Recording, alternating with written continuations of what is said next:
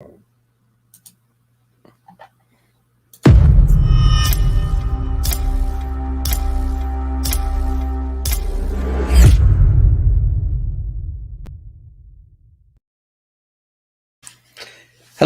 how's everyone doing? All right, I'm still trying to scramble a little bit, trying to figure out how to make this all work. But yeah, I hope everyone's having a good day. This has been a bit of a weird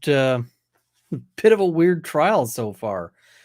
I didn't actually think I was gonna be interested in this one, and I'll tell you sort of. I mean, this isn't my usual. This isn't my usual jam. This is a civil lawsuit. This is a movie star that I don't really follow a whole lot. I can say I'm not a super big Gwyneth Paltrow fan.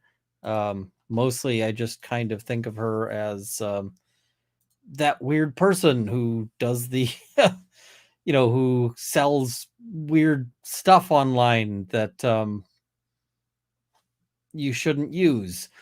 So that's kind of how I got into this one to start out.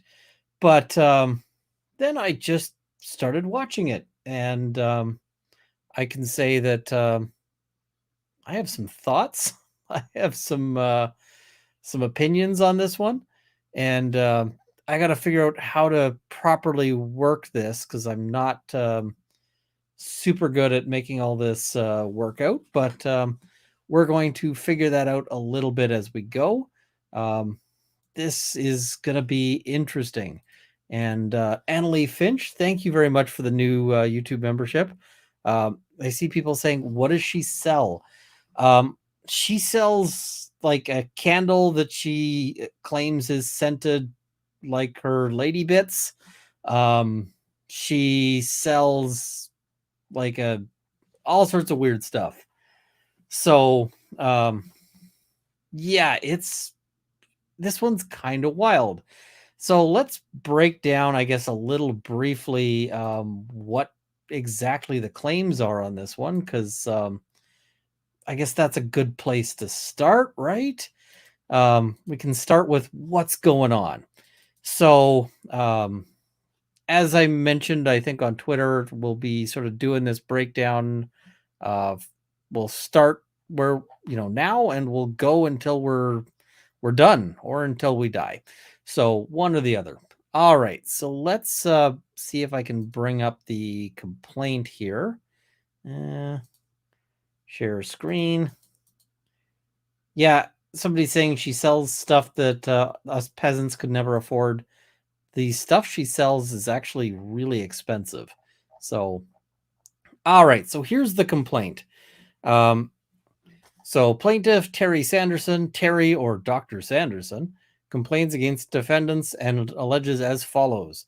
So this case involves a hit-and-run ski crash at Deer Valley, Utah, where defendant Gwyneth Paltrow skied out of control and hit the back of Terry Sanderson, another skier who's downhill, knocking him down hard, knocking him out, and causing a brain injury, 4 broken ribs, and other serious injuries. Paltrow got up, turned, and skied away, leaving Sanderson stunned, lying in the snow, seriously injured. A Deer Valley ski instructor who had been training Mrs. Paltrow, but who did not see the crash, skied over, saw the injured Sanderson, and skied off, falsely accusing Sanderson of having caused the crash. So we've already got a bit of a conspiracy going on here, right? He also failed to send help, as he was obligated to do, and later filed a false report to protect his client, Ms. Paltrow. Neither Ms. Paltrow nor Deer Valley Lodge personnel nor notified emergency responders about the injured Dr. Sanderson. They left him at the scene with serious brain injuries caused by Ms. Paltrow. No one from Ms. Paltrow's group, including at least 2 Deer Valley employed instructors, bothered to call the ski patrol to assist the severely injured Dr. Sanderson. Later, Deer Valley ski instructor Eric Christensen filled out and signed an incident report falsely stating that Gwyneth Paltrow did not cause the crash, even though Mr. Christensen did not see the crash. These negligent actions by defendant, including Gwyneth Paltrow and Deer Valley, caused Dr. Sanderson additional emotional distress. All right, so yeah, there's the whole jurisdiction and venue thing we don't really care about. There's the parties. Um, yeah, basically they're saying that she was skiing out of control, skiing too fast for her ability on a beginner run. She was distracted, and that yeah. So basically, he's suing, saying that he sustained a whole bunch of injuries. Let's sort of scroll down to the injuries there. So negligence is the cause of action. Negligent infliction of emotional distress. So, but request for relief. What's he asking for? Pain and suffering. And it just specifies, it looks like, economic damages in an amount to be proved at trial. All right. So that's the first thing. And then there is a counterclaim. So Gwyneth Paltrow is also suing. And this is kind of fun, right? Because she's suing for a huge amount of money. She wants all the dollars. I don't know if people caught how much money she's looking at here. So she basically says 3 years after a ski collision, plaintiff threw a press conference to assert that Gwyneth Paltrow had struck him on a ski slope, causing him permanent brain damages. He asserted that she had simply skied off, leaving him unconscious, a hit and run. He demanded Ms. Paltrow pay him millions. If she did not pay, she would face negative publicity resulting from his allegations. Plaintiff admits he does not remember what happened. Ms. Paltrow remembers what happened very clearly. She was enjoying skiing with her family on vacation in Utah when plaintiff, who was uphill from Ms. Paltrow, plowed into her back. She sustained a full body blow. Ms. Paltrow was angry with plaintiff and said so. Angry is probably an understatement here. Plaintiff apologized. She was shaken and upset and quit skiing for the day, even though it was still morning. A Deer Valley employee was present on the scene. The Deer Valley employee asked plaintiff, whose friend had now caught up to plaintiff, whether plaintiff was okay. Plaintiff said he was. The Deer Valley employee prepared a report that determined plaintiff had taken Paltrow out from behind and that plaintiff was the uphill skier and thus responsible for the collision. Now, you might be thinking, why would the uphill skier be responsible for the collision? That's largely because we have eyeballs in the front of our heads and not in the back. And so typically, if you are the person behind, you've got the responsibility to make sure you're not crashing anyone in front. Plaintiff, age 69, had told his doctor about 1 year earlier that he was blind in his right eye and that his vision in his left eye was decreasing. Just 3 weeks before the incident, plaintiff told his doctor that plaintiff had gotten old all of a sudden. Other than his vision problems, he had 15 other chronic medical issues.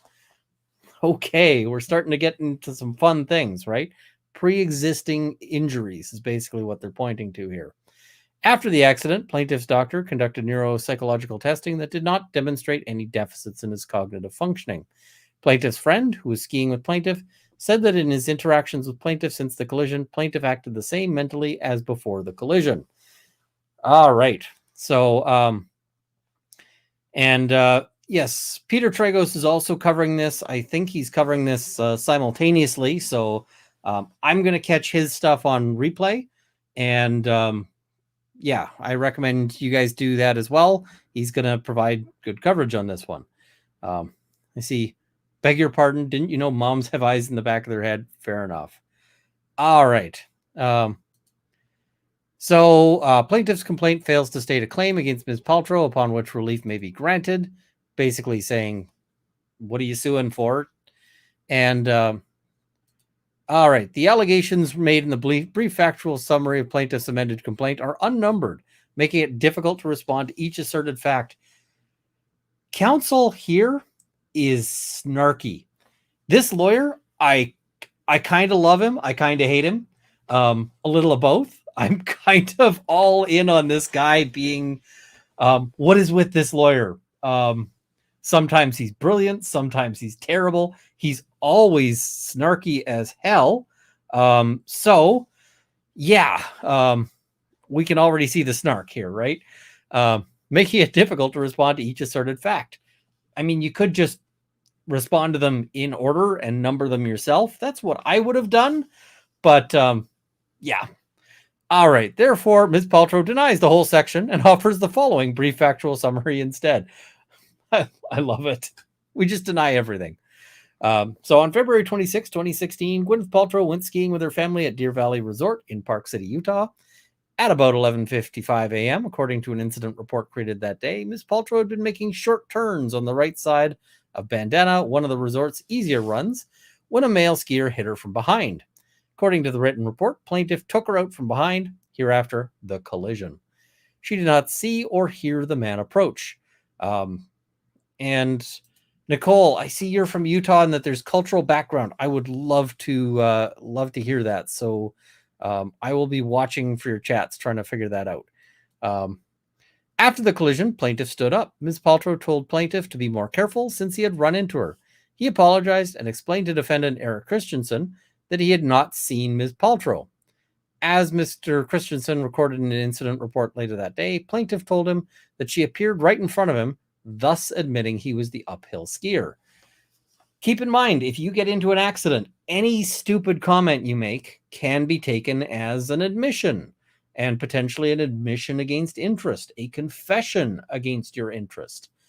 So be careful. Where I am in Alberta, they've just recently passed a law that says that an apology, well, recently, it's now years old. I say recent. I'm just old. So it's not recent. But so where to basically say that an apology is not necessarily or is not admissible as a statement of fault. But in lots of places, that's not the same thing. How do I read two things at a time, Ian? Attention deficit disorder. That's my superpower on this one. So the power of ADHD. All right. After the collision, Craig Ramon, a member of plaintiff's skiing group, arrived on the scene. By his own admission, he had been at least 40 feet away from the scene on a pretty crowded, busy hill. Mr. Christensen told Ms. Paltrow and the family's other ski instructor to stay with Ms. Paltrow's children, who were further down the hill. As Mr. Christensen continued to speak with plaintiff, a ski patroller and mountain host representative passed and inquired whether everyone was all right. Plaintiff and Mr. Ramon each assured them that they were fine. Ms. Paltrow denies that she caused the collision and denies she injured or harmed plaintiff. So, first, I didn't smack into you. You smacked into me. And second, you didn't get hurt. You were hurt beforehand, but yeah.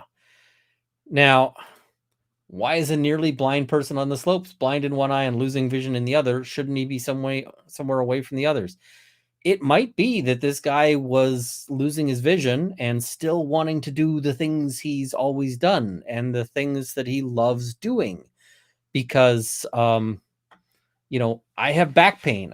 There's lots of things that hurt and that suck to do, but I still want to do them. So I still do them. But, keep in mind, if you're doing stuff like sports, that's difficult. Now, the problem on this one is going to be the rib injury. Where did that come from, right? Because a rib cage injury is, that's kind of a big deal, right? So where did that come from? Because he wasn't fine if he broke his ribs in that. We'll have to see. All right, jurisdiction and venue. We're going to skip. Parties. Basically, they're saying, yes, the parties are the same. General allegations, we sort of already covered that. And defer to Utah law on a skier's duty. So they deny that plaintiff was the downhill skier or further down the mountain than Ms. Paltrow. Plaintiff was rather further up the mountain. So, yeah, they're going through all of this saying we disagree. They've got a very different theory of offense here. All right, now I am just going to I'm just trying to find so she says that he's negligent and she's asking for, so this is the damages she's asking for, right? Because this is important.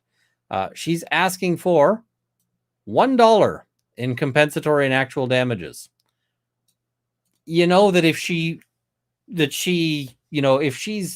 struck, $1 is typically not, like, even if somebody pushes you in a bar, if you were to successfully sue them and you sustain, you might get $1 for that, right? That's the kind of thing of like, this person is in the wrong, but I don't but I don't really have any major injuries on that one. Now, let's talk about the other thing, because the other thing she's asking for is huge. Costs and attorney's fees associated with this matter for bringing of this action in bad faith. So she's asking for $1 plus the full cost of Mr. Smarm. Like Mr. Snarky, that lawyer there, and also Junior, I forget his name. He's got a name. They both have names, and I don't know them. But she wants the other side to pay the full cost of those lawyers. And I can tell you, Gwyneth Paltrow's lawyers are not going to be cheap. They're not going to be inexpensive. I don't think this is, something where the guy is, yeah. So that's the real thing here. This is the real big one, is she wants the costs. And such additional and further relief as is deemed just and appropriate. So any other relief that is seen as appropriate. All right. So I see Brentwood Chic, thank you for the 5 gifted memberships, and Canonical Heat, thank you for the 5 gifted memberships as well. Let me just see if I can bring something up here. I'm just trying to set somebody here as, or do some setting here. The joys of figuring all this out here. So, yeah, there we go. There is...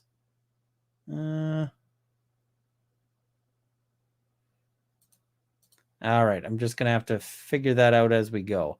All right, let's keep going. All right, so she demands a jury trial for the counterclaims, but they're already on a jury trial. All right, now because they're in because of their location, the jury trial rules are a little odd. They are going to be getting they're going to be getting a situation of 3/4 of the jurors. So that is going to be interesting because it means that you're a lot less likely to get a hung jury. Now I see this. So this guy got this filed just under the statute of limitations timeline. This is not uncommon. And I will tell you that sometimes lawyers will do this on purpose. Sometimes lawyers will have a ready-to-go lawsuit filing and sit it on their desk, ready to file just at the last minute before before the limitations period runs out. And you might say, well, why would you do that? Well, that's there's tactical reasons why you might want to do it. All right, now I'm just trying to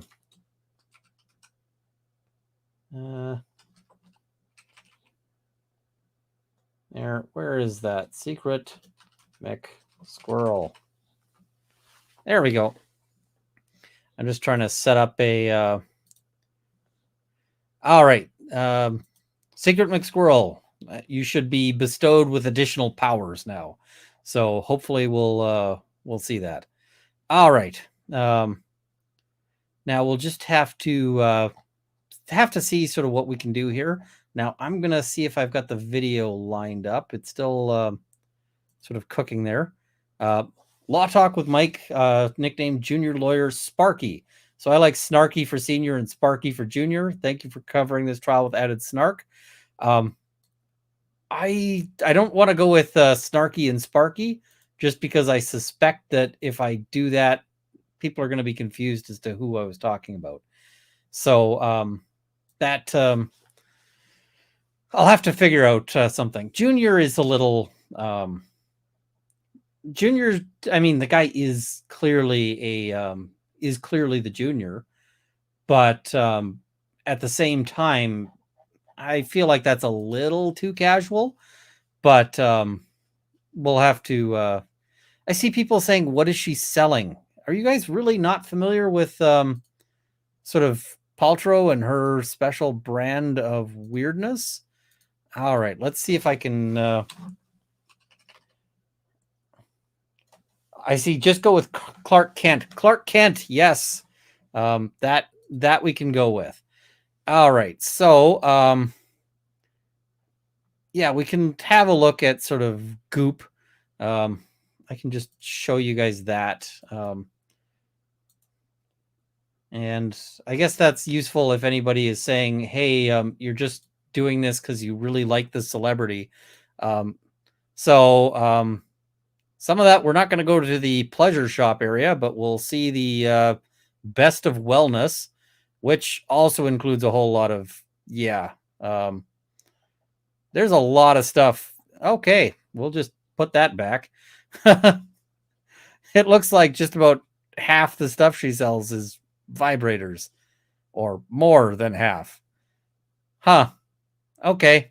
So there's also some health products there, but it's so much of this is all right. I guess she's kind of running a sex shop on the side. Good for her. That at least has a useful purpose. So well, hopefully that doesn't result in the stream getting into some trouble there. But yeah, I kind of figured that when I looked at wellness that I would get not that, but that was all that we got. But she sells, all sorts of multivitamins and uh, 7-day reset detox program. Just so you know, your organs are fully capable of doing a detox for you.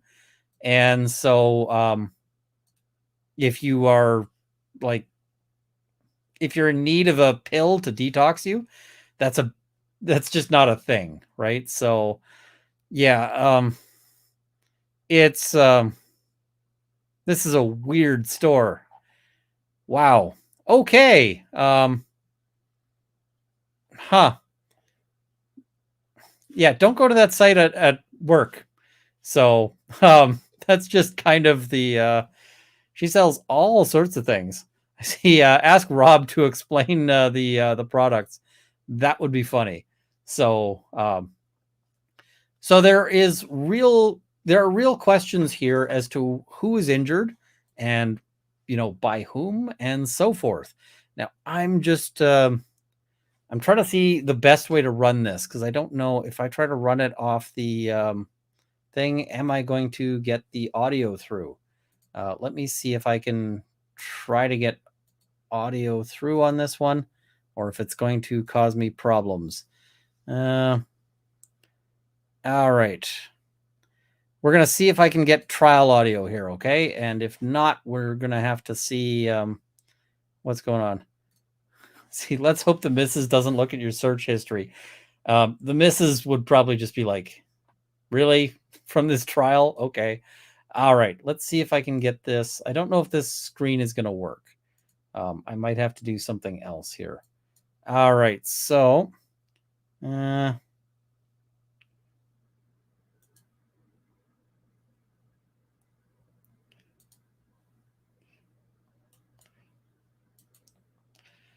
you guys hear that? Can you guys hear that audio? Let me know in the chat if you guys. Okay. I'm hearing no audio. All right. We're just going to stop that.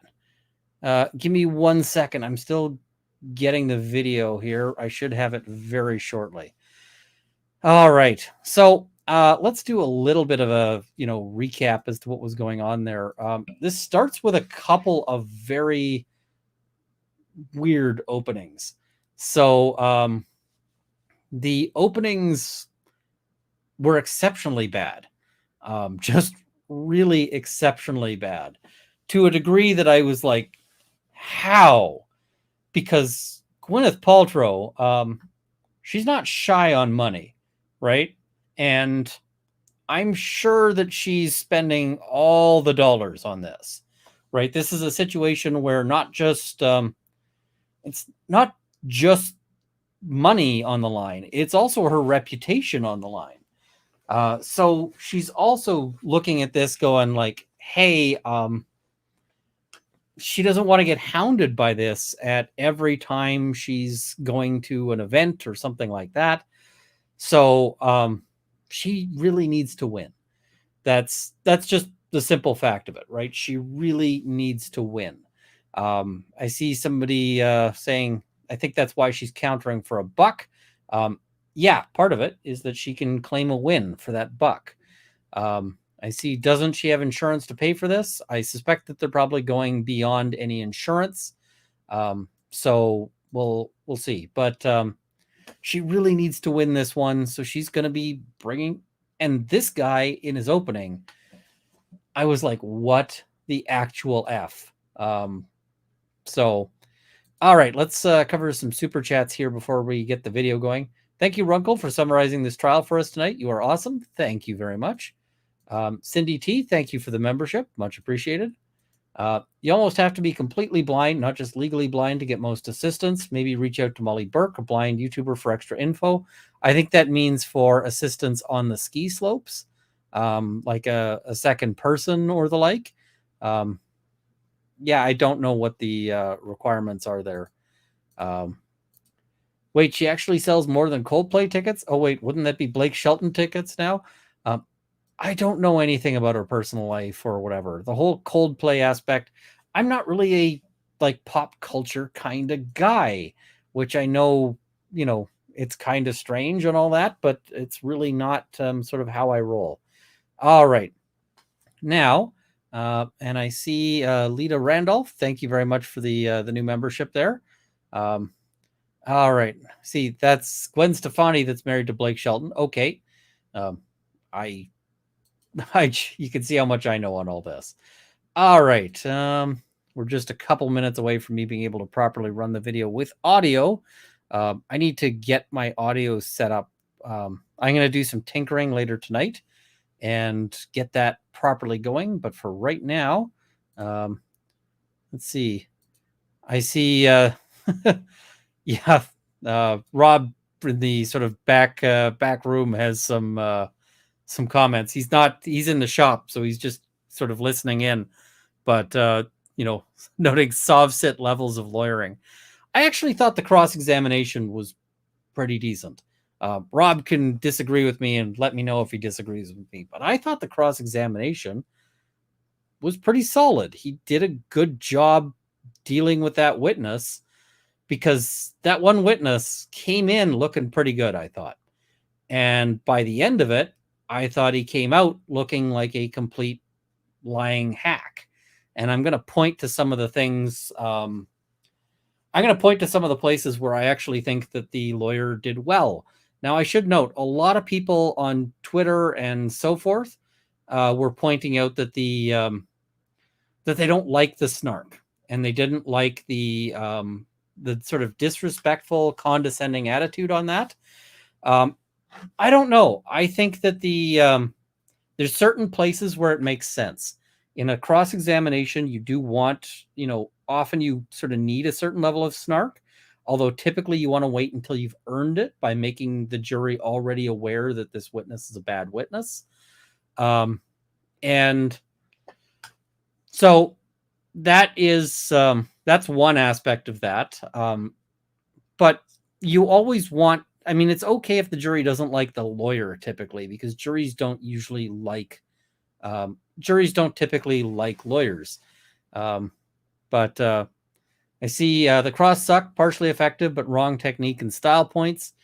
He got the evidence out. I just think that the style, like the actual delivery of it, a lot of people noted that they found that to be off-putting. So I don't know. I kind of think I think the problem is that he delivered heavily on the attitude before he'd earned it. And my usual approach in a cross-examination is that I want to be coming in, and I want the jury to already dislike the witness before I have to tell them to dislike the witness. So that might be a little sort of hard to explain, but basically you have to earn it with the witness. You have to have the witness, or you have to have the jury already there where they already don't like the witness because they on their own have decided that this witness is is somehow is improper or the like.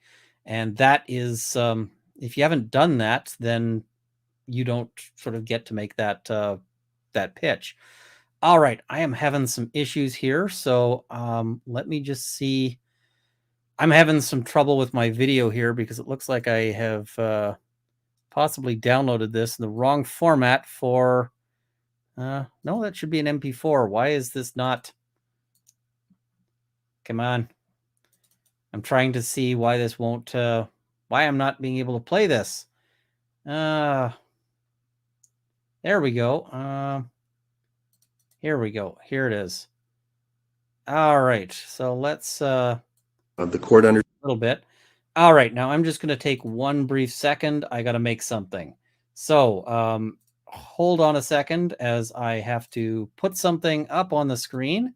We will just get that sorted. All right. So there we go. Just my apologies, folks. I got to fiddle this because otherwise there is a certain group that is super litigious that likes to cause trouble. I see. Wrong, Gwyneth. Rob is only lurking. True hump day for me in Australia. Also level of blindness for ski assistance is ski slopes, plus everywhere else. All right. So let me just pull this up. There we go. And now I've got that. We are just going to put that in the right spot. Once I get that properly scaled. Sorry, folks. I just need to make sure that a certain media company can't give me grief. There we go. All right. And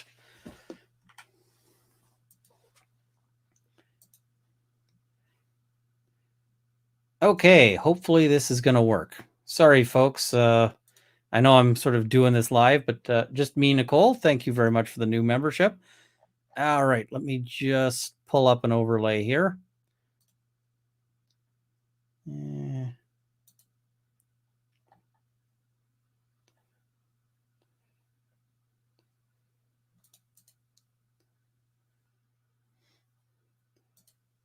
There we go. Okay.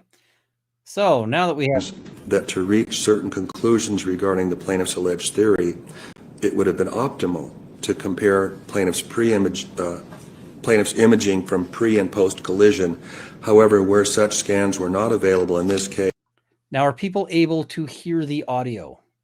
If so, I hope. Excellent. So I put up the scary mask just because, yeah, law and crime is super annoying about this. And as the experts have noted, are usually not available.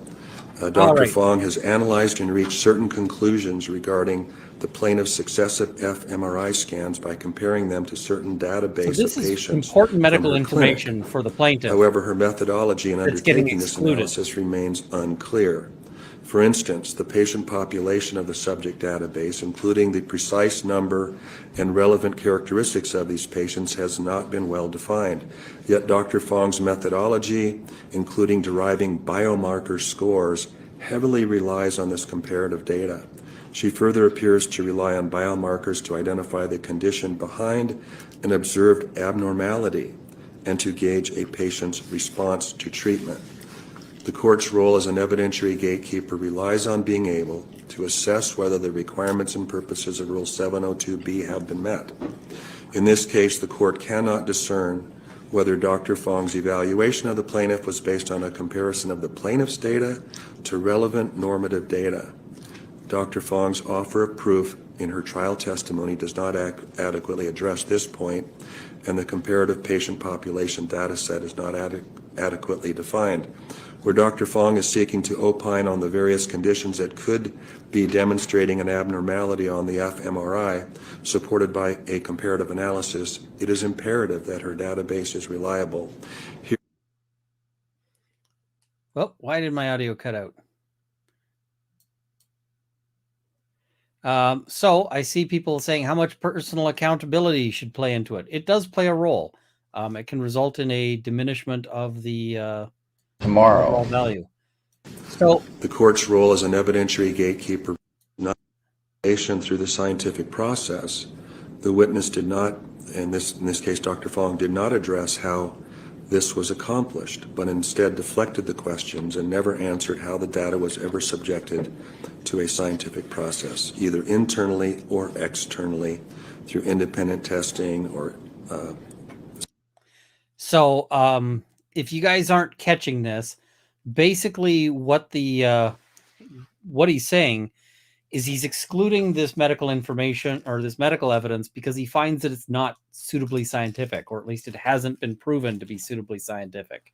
This, the plaintiff losing medical evidence is potentially huge, right? Potentially a giant issue, because obviously he's going to have to prove damages, which is going to be proving that he was injured, right?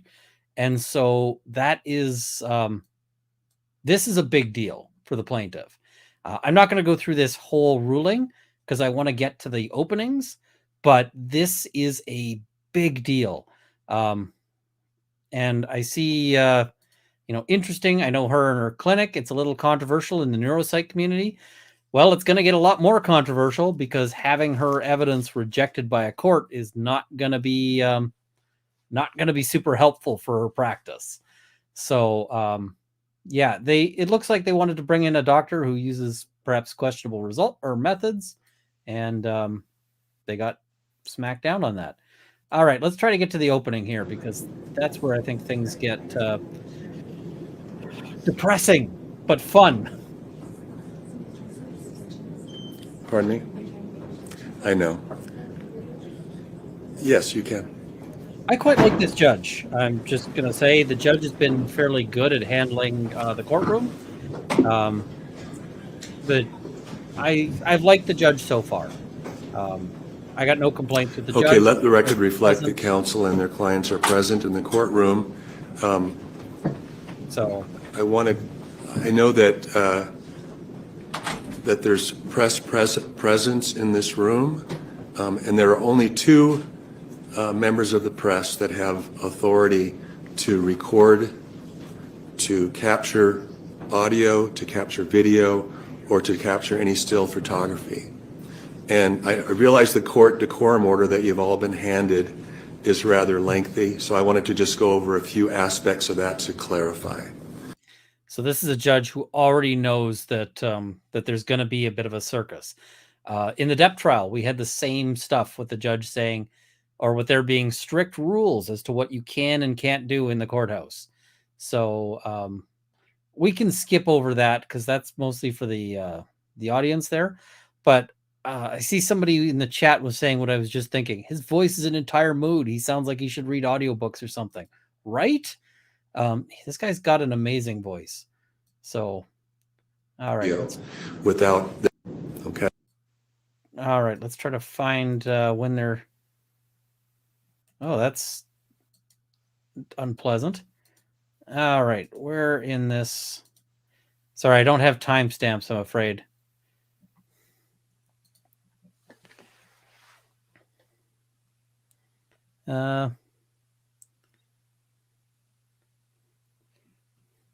I see people commenting on her sweater, and some people on Twitter and so forth were saying that it's a bad choice. I don't know. I think it's probably a good choice because there's going to be some class dynamics in this one. There's going to be issues of, whether or not Gwyneth Paltrow is better than sort of other people and that kind of thing. I think dressing down is probably the smart move on this one. Not looking like she's, I have no idea what that sweater costs. It might be a $10,000 sweater, but it looks like she's dressed sort of fairly like a fairly ordinary person. So, yeah. As a former English teacher, the openings gave me an aneurysm. Not one of these attorneys can tell a story. I will run a class pro bono. Evidence and instructions of the court. Other postings or any. The only limitation that he was. There are two parties and had occurred. All right, we're going to skip over all the jury instructions. Thank you. Mr. Bueller, you may begin. Thank you, Your Honor. Okay, so this is where things are going to get depressing.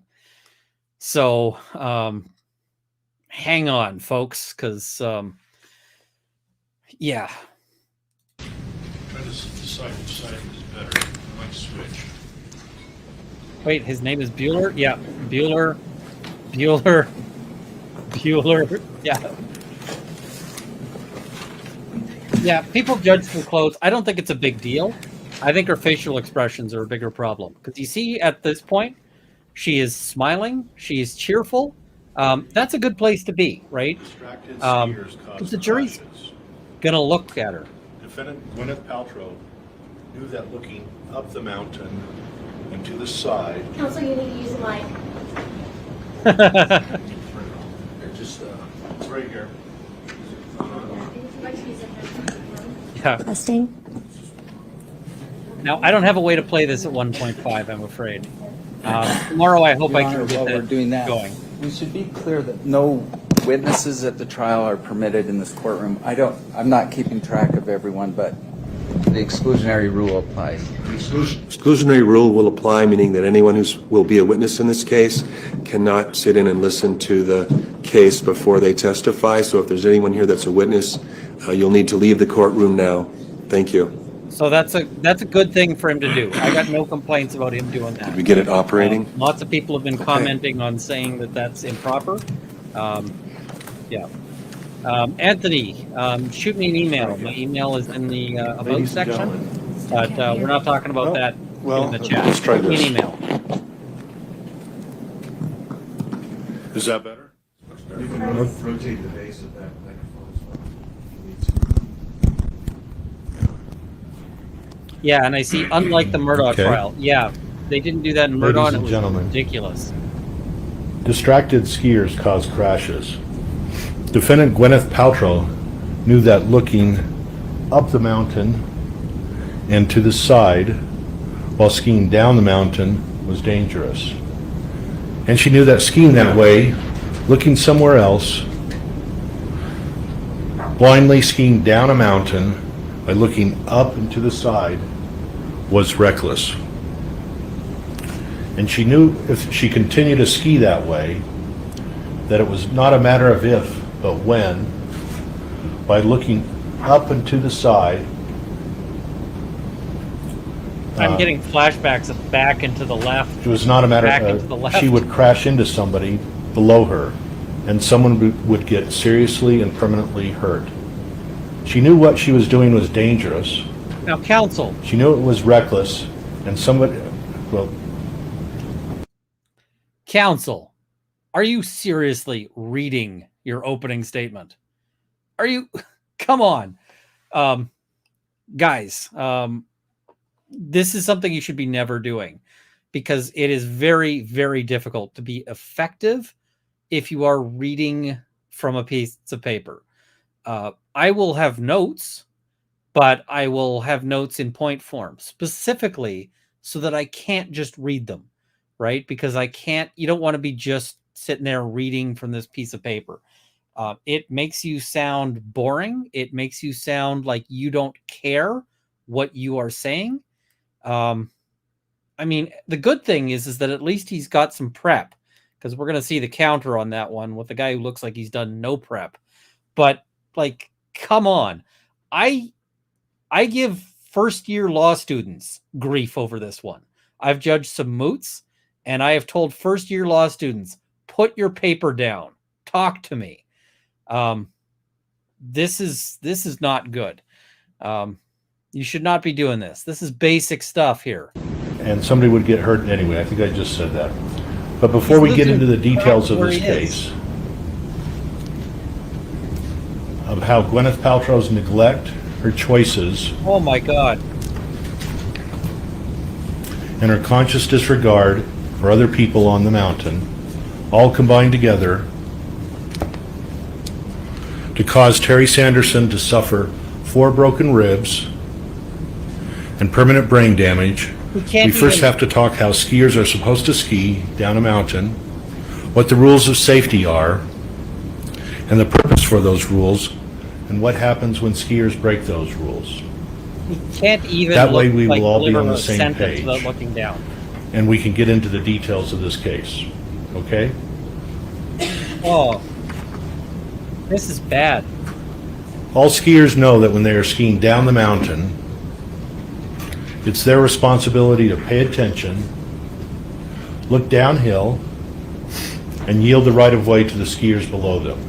This is Because the skiers below them can't see behind them to control, as they turn left and right to control their speed, especially when there's multiple people on the mountain. I can It's tell the you uphill like, skiers' responsibility to yield the right of way to those below. if I'm coaching like And lawyers, it's or never law enough to students, say, well, so what if I crashed into someone I will that was take their below me paper on the away mountain? literally and be like, no, That doesn't mean it's deliver all a my speech. fault. You Because can't do that. especially on a beginner run, Yeah, it does get worse. This is actually the high water mark of the openings. they know that skiers may be less experienced and that skiers below them trust that the ones coming behind are paying attention. That's what skiers do.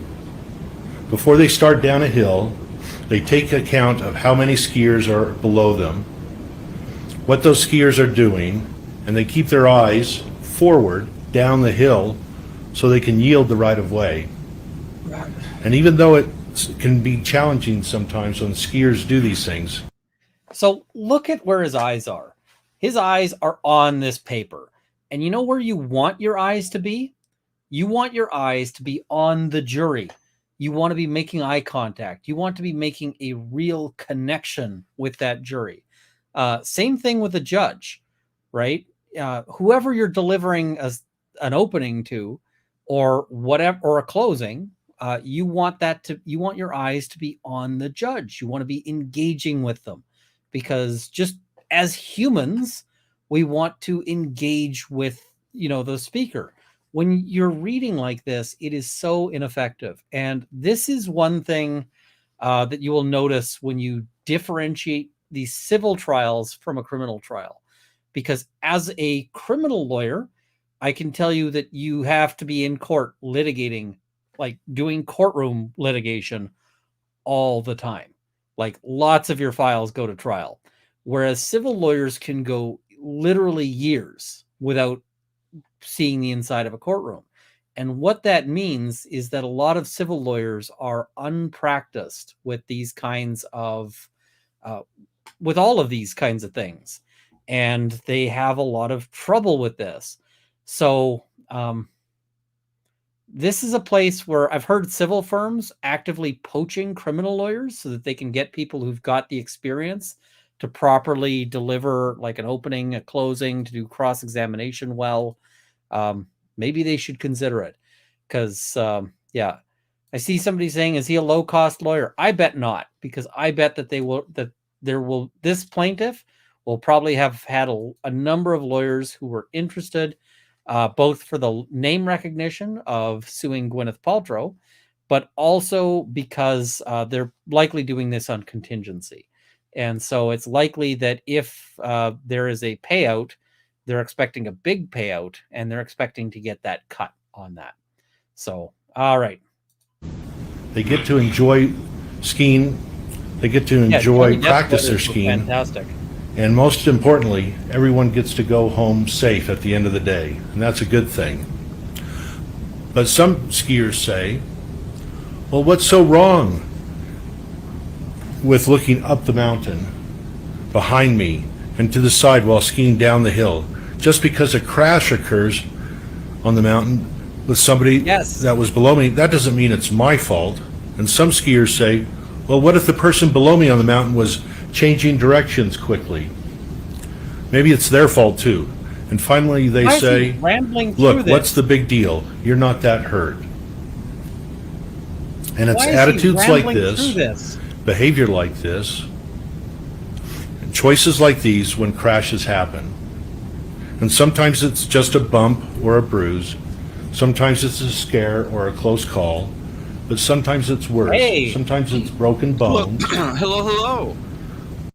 Did this trial not hurt you? Oh my God. This trial hurt me.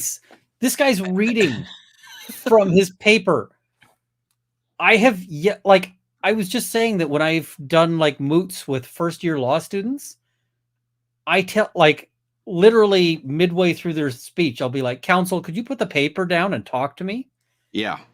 Because it's important. I have actually, when I've sort of helped coach things, I've actually literally gone up and said, oh, are those your notes? Like, you wrote out your speech? Great. Turn that over. Put it down. Yeah. It comes across horribly. This guy's bad, and it gets worse. The other guy's worse. The other guy is so bad.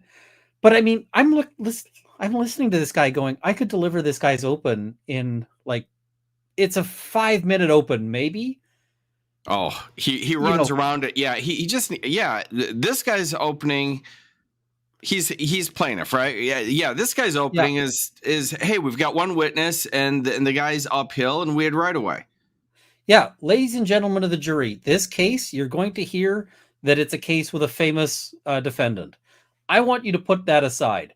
This is a case about the rules of the road when you're skiing. Absolutely. Simply put, the plaintiff in this case was downhill. That means that he's got the right of way. It's the uphill skier who has to yield, who has to give way, who has to control their skiing because they are the person who can see what's in front of them. Those are the rules of the road. That would work so much better because that's it. Gwyneth Paltrow, the defendant in this case, failed to follow those rules of the road. She was distracted. She was looking behind her. She was not paying attention. She struck the accused. Or she struck the defendant here, sorry, or the plaintiff, rather. I'm getting lost. As a result of that, he has suffered injuries that have been serious and traumatic. The injuries have prevented him from doing the things that he loves. He's got ongoing serious neurological difficulties. Ladies and gentlemen of the jury, this is a very simple case. You will be hearing from the following witnesses. Run through them real quickly. Say what they're going to tell the jury. Yep. And then just say, all we are here for, ladies and gentlemen, is for you to deliver the correct result, which is to uphold those very simple rules of the road and to compensate my client for the injuries caused by the negligence of the defendant. Sit Absolutely. down. And then the jury would have followed that and everything would have been fine. Yeah. I mean, and he's got fractured ribs too, which is nice. Whatever. I'm a plaintiff's attorney. It's not nice, but it's a nice, discreet, objective finding directly afterwards. So it's not hard to link that up. It gets dicier on mental, traumatic brain injury type stuff, but let the experts handle that. Mention it. Let the experts handle it. Yep. And move on. Oh, it's good stuff. I mean, it's just, the rib injury is great from the plaintiff perspective because at that point you can say, like, he's not making up that he got hit hard. Right. Because, you don't sustain broken ribs out of nothing. He's not making that up. He's not imagining this. It's not how it's not a situation of the ribs being a pre-existing injury.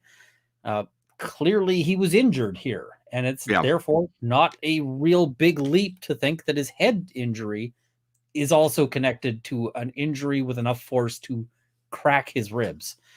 How is he so meandering here? When we do this, I always try to be nice first. You know what I mean? Because whatever, they're in the same profession as me, and I'm not perfect. And I stumble at times and everything. So I don't want to get hammered. But these guys are just flat bad. That's all there is to it. I mean, there's a competent direct. There's some better moments. But I actually thought they got a lot better on the direct and the cross than they were in this. Yeah. And this is, I said it before, this is really the civil lawyer problem in the sense that, they're used to doing depositions. Mm-hmm. So they're good at like the direct and cross, but they think that the rules there are like deposition rules. Yeah. Well, these guys don't have a lot of experience. They don't know how to impeach a witness. They don't know how to make objections. Not all. It's spotty, but it helped that the witness was really impeachable. Like that witness did not do well on the cross. You could find inconsistencies, but he was so ineffective. I don't think he landed anything. I don't know. I had a different take because I thought that witness looked good going in and came out looking terrible. So yeah, I mean, he isn't perfect. I think he created a prima facie case. But if Paltrow was good and telling her story and believable, they got it. Yeah, I mean, a lot of this is going to come down to these two sort of star witnesses, right? Yep. Although the peripheral, I mean, Ramon would be good as a like, hey, I'm unconnected to this, but they tried to sell the I'm unconnected to this way too hard. Yep. It's yeah. So yeah. Sometimes a concussion or permanent brain damage. And that's exactly what happened here. So let's get into the details of the case.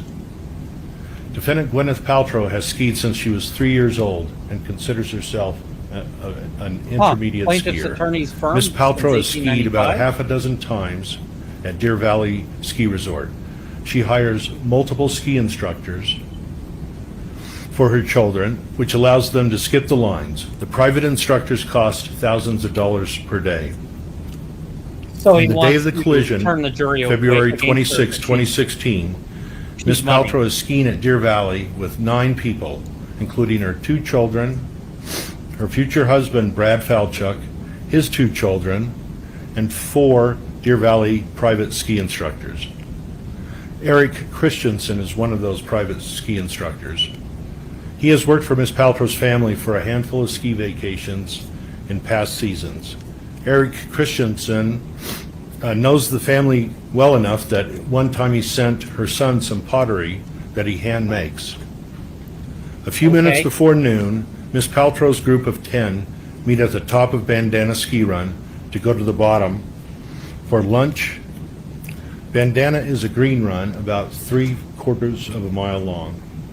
Deer Valley grooms Bandana every ski day. Skiers have skied on it for 3 hours. The snow is packed. Although a green run, Bandana is steep enough for skiers to pick up speed unless they make turns. Slow signs are always at the top. I'm just going to show you a picture of that real quick. I mean, I got nothing wrong with him setting the stage, right? Right. But that was not a very effective way to do it. No. Yeah, and the style's lacking on top of it. Yeah. You know, there's so many better ways to do that. They also try to sell. They also try to hit Paltrow here, who basically is unlikable as hell. Yeah. That's just her public persona. But they try to hit her with, they have this private ski instructor. Well, we find out he's working at Deer Valley. He's got the Deer Valley coat on, so he's just a ski instructor there, and they go there on a regular basis. There's nothing special going on. Yeah, and I mean, so don't try to sell that crap. I think he might be overselling it in terms of like she's unlikable and whatever else, to a degree that if the jury starts feeling that this guy's manipulating them, that's not a good place to be. Yeah. You know, like, this rich, person is just sailing in here. She's skipping the lines. I'm going to bet that if any of the jurors ski, I'm going to bet that there's one of them who's paid for a ski lesson. Absolutely. I mean, I've done this with my kids. This isn't like an outrageous event.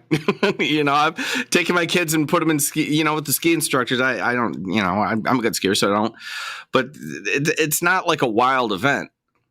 I've been skiing like 5 times, and one of them was with a private instructor. Mm-hmm. And it wasn't super expensive. I was not like, hey, I'm a, wealthy lawyer or whatever at the time. It was just, I was just paying a guy because I wanted to learn to ski, right? Uh-huh. So this is probably not going to, I don't know that this is going to play as well as he'd like. But yeah. This is not the actual ski day or the event. This is just an example of what Bandana looks like. Are you seriously showing this on your laptop? I think he gets it up on the screen. I'm not sure. I mean, I will say the others, like Paltrow's team, has much better ground game because they've got Clark Kent to pull up stuff as they need to, and he's just like, "Hey, Clark Kent, can you do this?" And he does, and it works, right? So this is the top of Bandana Ski Run. This is not the day of the crash, but it's near the crash site. And as you can see, the top of the lift is where people get off and start to ski. And they I come hope down, to God that there's another and, screen there. The rest of Bandana goes down There we go, another half mile or so. There we go. Yeah, That that's a doesn't green look like run. a bad. Yeah, that's a hill I could ski, and I'm not good. Like, Ooh. Deer Valley's nice. I've skied.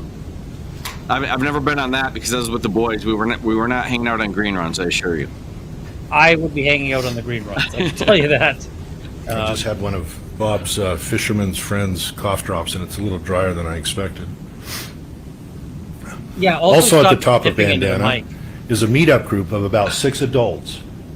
A meetup group is a group that meets online to engage in activities like skiing, hiking, or bowling, or many other activities.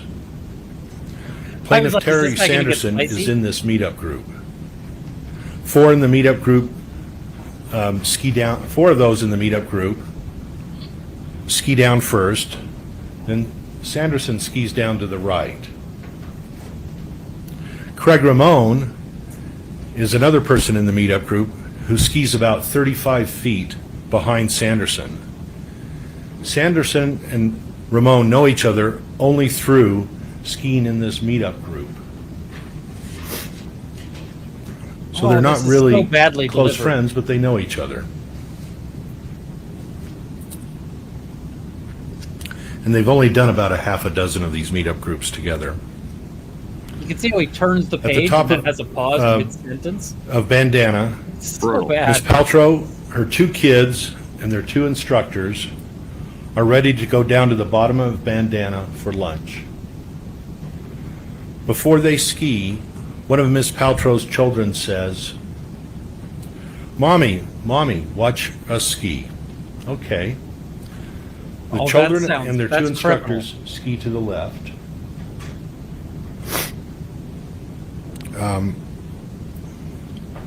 And the 2 instructors are Eric Christensen and Carrie Oakes. He's told Miss us Eric Paltrow skis Christensen's down to the name right. 4 times now.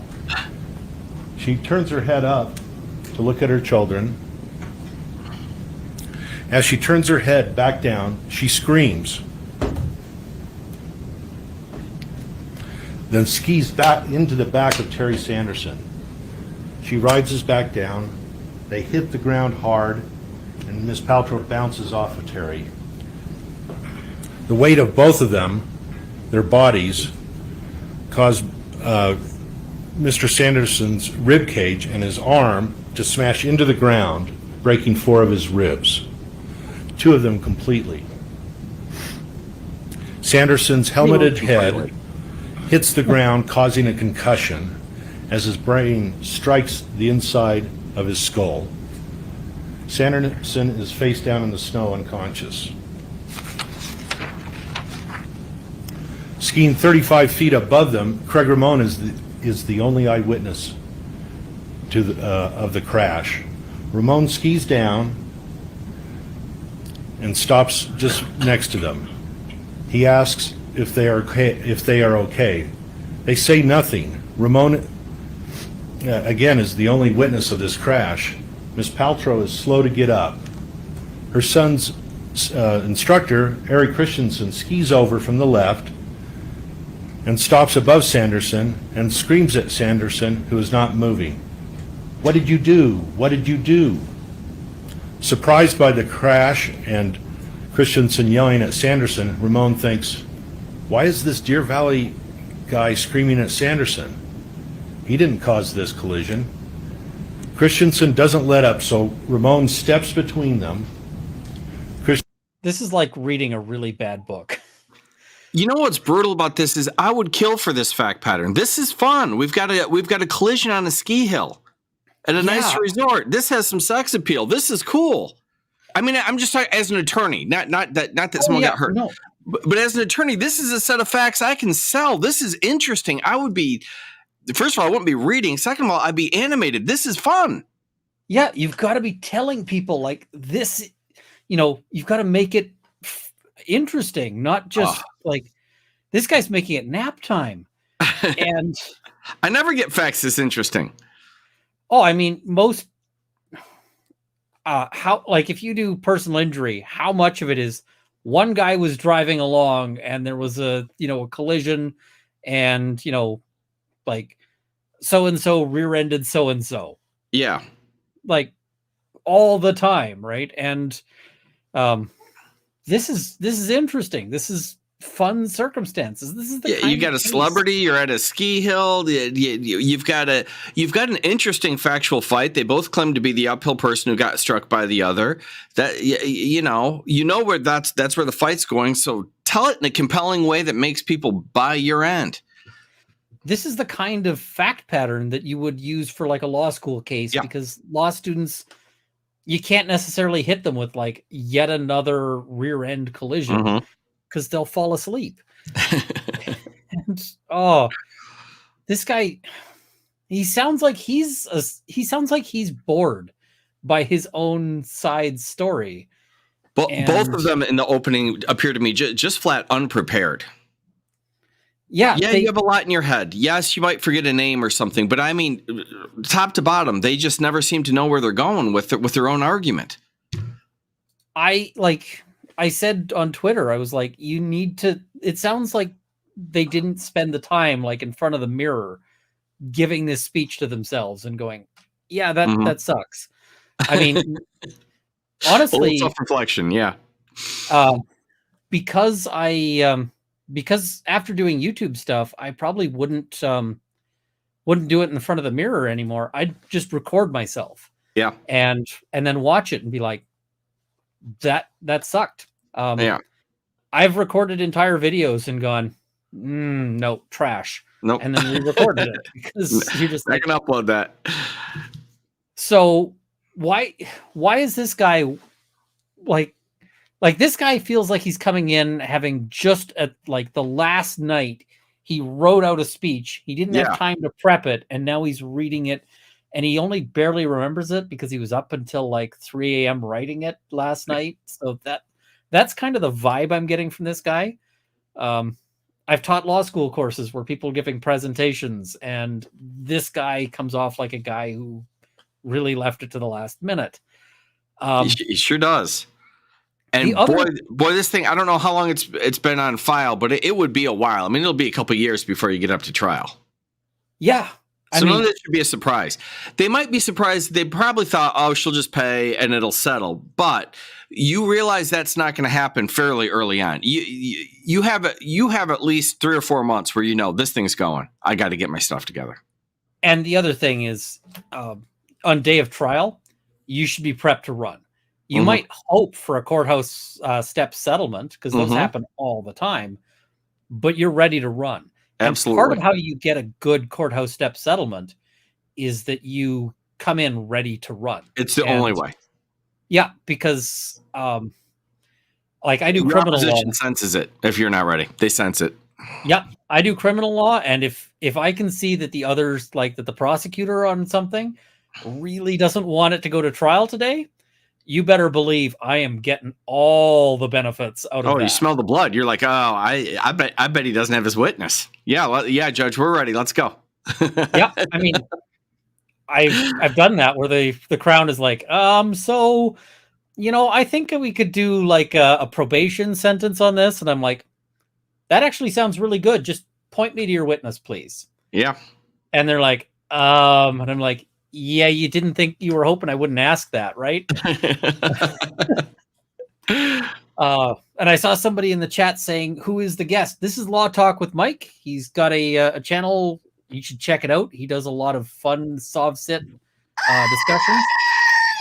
Home of the original home of the Screaming Goat. You will never learn anything over there. It's not allowed. Fair enough. Yeah, it's... Oh my, how is this guy so bad? And then the other guy gives an entirely different vibe. The other guy's vibe is Here's what I feel about Paltrow's counsel. I think he sat down and said, I have a lot of really good facts. I just need to tell them about those facts. And he never prepped it. Like he never practiced it. Because he just feels like he's wandering from fact to fact. He's most out of line to me procedurally. He is absolutely obnoxious to the judge. I can't believe. I mean, if I was a judge, I would be like, jury, could you step out? I gotta hit some volume. I think he's earned contempt a couple times today. I understand being slow on it. It's a high profile case. You don't want to look like you're out of line judge either. But that guy needs to reel it in. I don't think I'd hit him with contempt, but I think I would tell him, like, listen, we're gonna have some thoughts if you don't. Like, we're gonna do the My Cousin Vinny, where you're spending the evening in cells. You know, he gets really disrespectful at times. And people were complaining about him being disrespectful to the witness. That I have no problem with because he's cross-examining, right? That's a style thing. I think he maybe went too far, and I think he went there before he earned it with the jury. But he's disrespectful to opposing counsel. He's disrespectful to the judge. Well, he's frustrated with the witness because the witness wasn't cooperating with him. But the problem is he didn't know how to impeach him. It really wasn't the witness's fault. At a certain point, I think he was doing okay just by being like, there's a point where he goes and says, he asks the witness like a thing that he just finished reading out of the transcript. Mm-hmm. And the witness is like, I don't think so. And he goes, okay. Mm-hmm. And I'm just like, I actually liked that rhetorical flourish. Mm-hmm. Because it just kind of drops all right, this guy's being a really difficult witness. He's unwilling to even acknowledge the things that are right there in the transcript. It's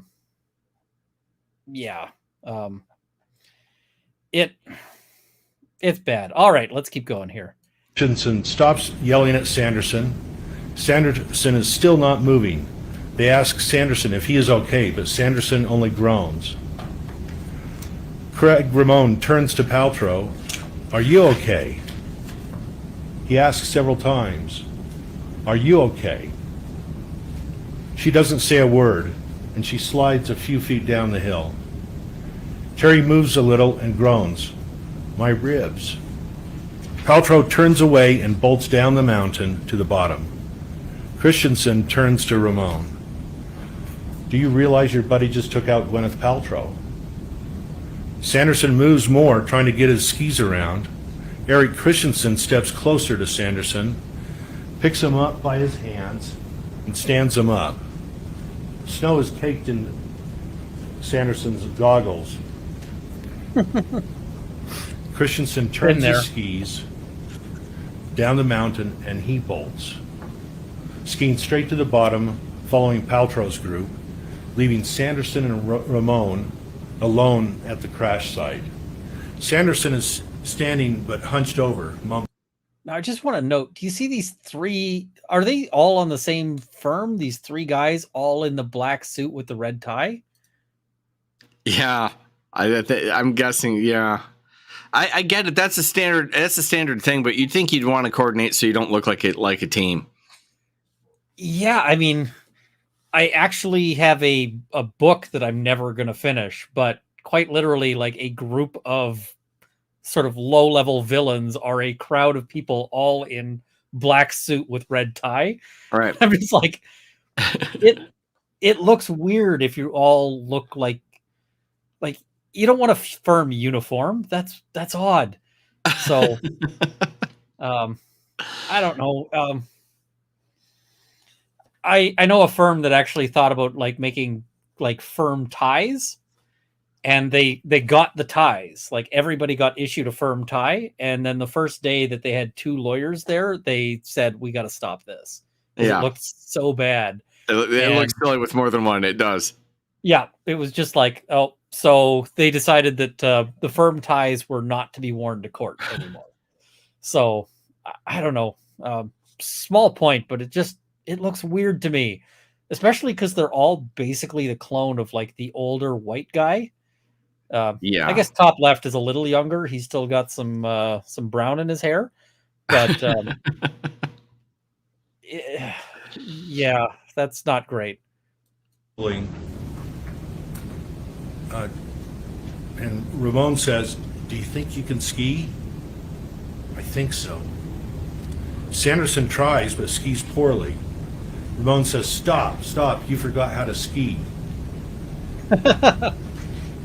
"Do you know your name?" "Terry." "Do you know where you are?" "I have no clue."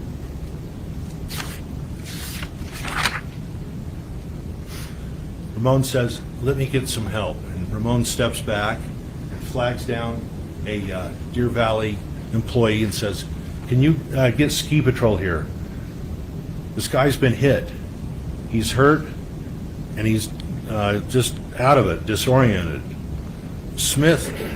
Within minutes, a Deer Valley ski patroller, Whitney Smith, arrives with a sled. Smith examines Sanderson, puts him in a sled, and takes him down to the first aid station at the bottom of Bandana. At the first aid station, Sanderson again is evaluated, and he still has some disorientation. His ribs hurt.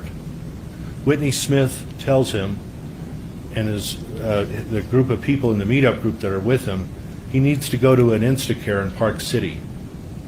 Terry goes to the Instacare with someone who drives him.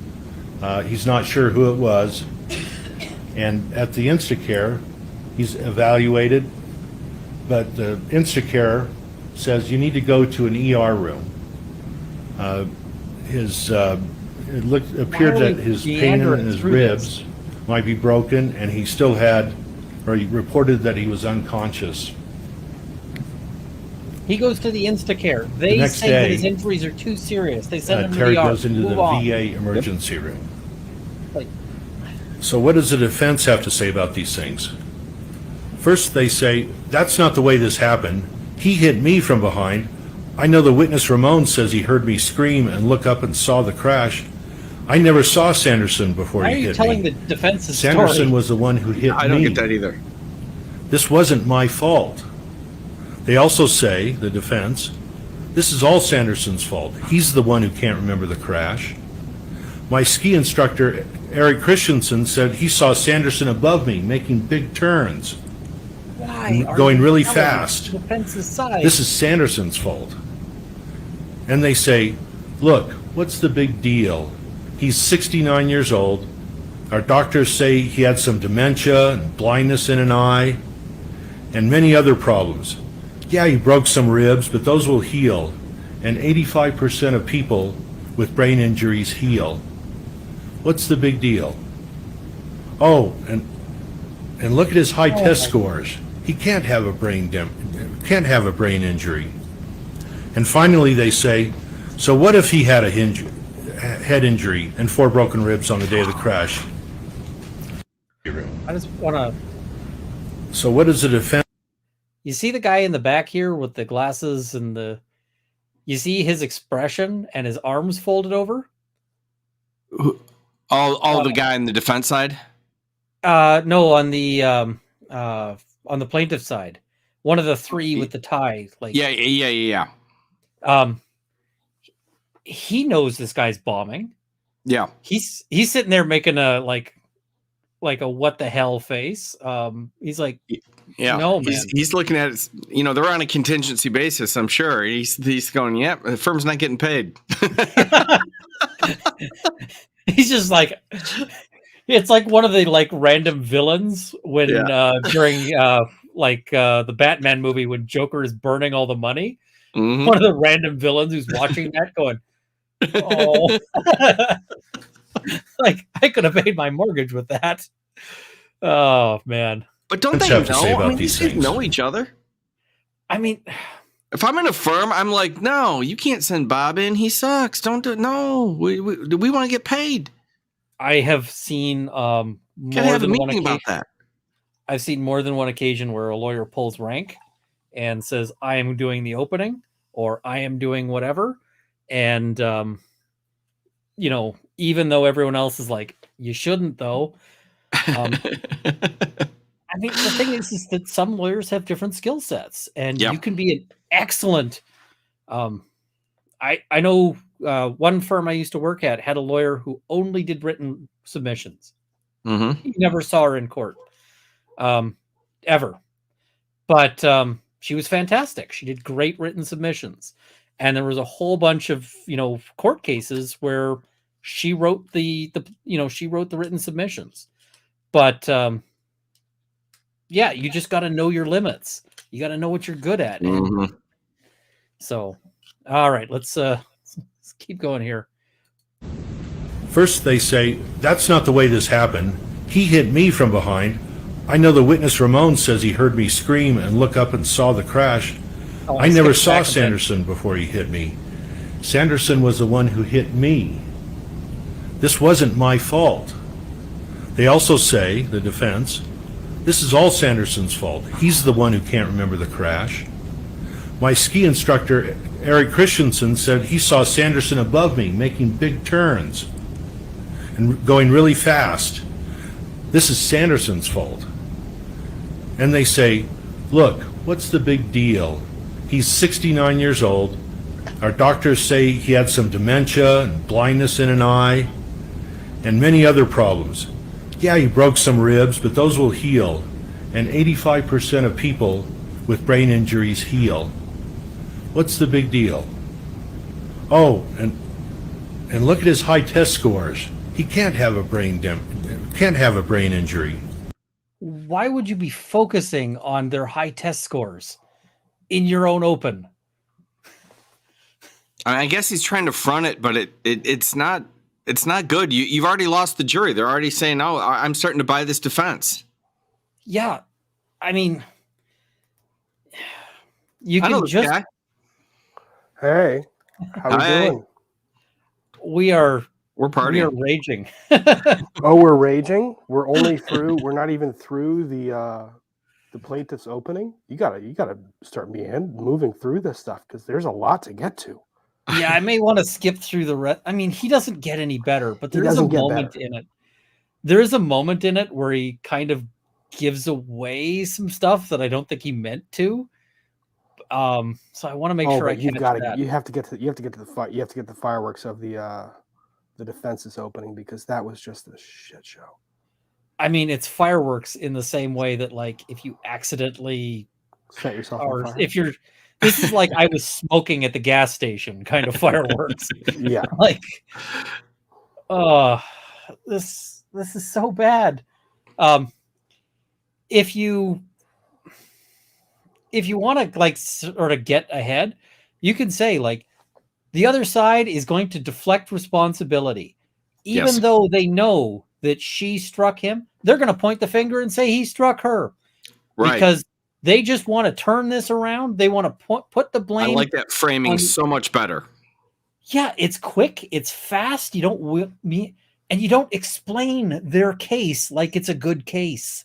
Yes. Like, you're acknowledging too much there. Yeah, they're just, this is like written submissions kind of framing where it's going in front of a judge.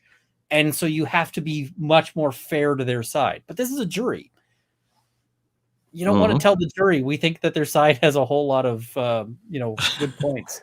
No, they don't know that though, because if you watched any of the trial today, they don't know they're in front of a jury. Clearly, yeah. The other thing is that the guy, I'm sort of calling him Skeletor because he's really kind of he needs to lean over and tell Paltrow, like, you need to stop making the faces. You need to stop all of that. Like, I don't even see Paltrow. Where is she? All the way to the right? Yeah. She wasn't there. She wasn't there during opening, was she? She was. She's there right now. Oh, she's pouting. Yeah, I didn't even. It's funny. I streamed this whole thing. I didn't even notice her. She's not, like, they don't have a camera focused on her, but she pouts. She smirks. She rolls her eyes. She does all of those things. All of the things I tell my clients not to do. And it's at least your chat doesn't make 1,000 vag candle jokes like mine does. Oh, Ian pulled up the website without looking. I did. I'm like, what is this? What is this we've walked into? Ian, I got a bunch of DMs. Oh my gosh, Ian just pulled up the website. Yep. The website is like 75% things that go in you. not food. Not like, things that go in lady bits specifically. I don't want to make him crazy, but the other thing too is, just as me, this is very simple. We all have this drummed in our head. Neither one of them chooses a theme. I would say this is about personal responsibility, and I would stick it to Gwyneth Paltrow and say I would insinuate she thinks she's above us all, and she's not taking responsibility for her actions. That would be the theme that I'm pounding. None of them do that. They just go on this laundry list of this disorganized list of facts in no particular order that are related to the case, but there's no logic to it. Well, and the problem is that he starts to like with the whole like the instructor $1,000 a day, skip the line, like stick on that narrative. Why are you going sideways? I mean, if they wanted to go with that and then say, hey, she wants to skip the line because she thinks she's greater than everyone else. She's skipping the line. And then when she hurts somebody, she's skipping out on responsibility. Yep. Like, would have sold. There you go. You've got a line. She thinks she's superior. And then at that point, all those faces she's making, you've just doubled the value of absolutely her making those stupid faces. Theme for her, she thinks she's too good for us. The theme for him is he's trying to cash in on her fame and wealth. And exactly. And, this is where we're at. And both of those are just easy narratives and great themes sitting right there. I mean, that's just off the top of my head without even thinking. But those are the obvious ones. Oh, this is an opening that could have been given by any one of us three easily, without any knowledge of the facts. Seriously, that would have been better. Yeah.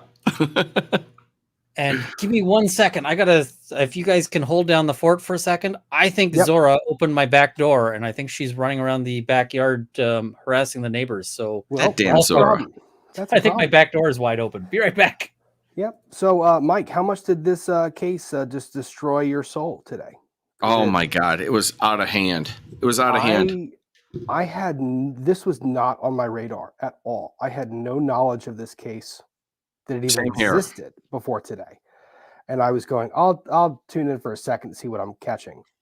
And then all of a sudden I'm going, I can't look away. It's a slow moving train. Yeah, I literally that's the usual thing. I mean, you do this too. So I'm like, I'm gonna let me look at this and see what's going on. And I thought, well, if I'm looking at it, I might as well stream it. Yeah. I'm literally thinking, I'll do like the openings and then I'll just close it down. And I got sucked in. I did. Because it's too horribly good. Like I've never seen a better example of how not to give an opening statement than I saw. And I'm gonna kind of and you get two of them. One. I know, but signposting this one, like not intentionally, but the defense's opening was the worst opening statement. I keep saying argument because that's what he was doing. Right. It's the worst opening statement I've ever seen. Well, and it's funny because there was an objection, and we'll see it. It's like objection, argument, and he's like, I think it's a fair argument. It's like counsel. Yep. Don't walk directly into the objection. Like, oh my God. And so it turns out the dog did let herself out. She did manage to open the door. I heard what I thought was the dog barking outside, and I'm like, how? She's supposed to be inside. And then I feel it's starting to get cold in here, and I was going, oh no. She did. So yeah. Oh, this is so well. Maybe we'll skip ahead a little bit from this guy because otherwise he's gonna just bore us to death. Because of that, we know is that there may be an implication that it goes to duty, and as long as you're not making an implication that she had a duty to do something different, the testimony of the witnesses is what the testimony of the witnesses is. You can ask your questions, you can point things out, you can make your arguments, but my ruling on the instruction 45 will stand. Thank you. short 5-minute break. All right, And we're gonna have chaos. The judge did say duty. Yeah. For those of you, you got duty, breach, causation. She owes a duty. Yep, Yeah. she does. On the hill. No two ways about it. That's the skier part. Are you guys skiers? I haven't skied in like 20 years. I've been a snowboarder since I could walk, and it's one of those things where the defense attorney walks into one that's just stupid, where he, in one of the questions to the witness, says, is he testifying to an expert? I'm like, no, this is common knowledge for anyone in Utah. Like they damn well know what the rules of the road are on the ski slope. The thing is, even stuff that can be common knowledge, you may want an expert for. So I don't know. I get it, but like it was a dumb objection. But let's go to the opening. Opening is so good. It's so good by being so bad. Yes, exactly.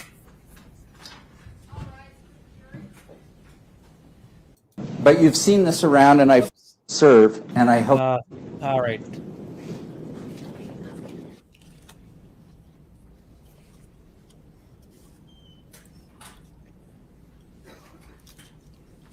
So here we go. They're about to start this off.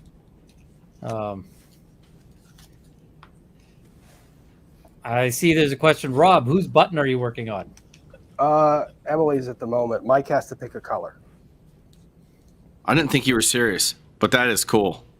Mike, pick a color because he's totally serious. Stack of them back. Yeah, Mike has to pick a color. All right, I'll figure that out. Julia, I can't, with the way I'm playing it, I can't 1.5 or 2x it. StreamYard doesn't have that functionality. So, yeah, I'm just stuck with it.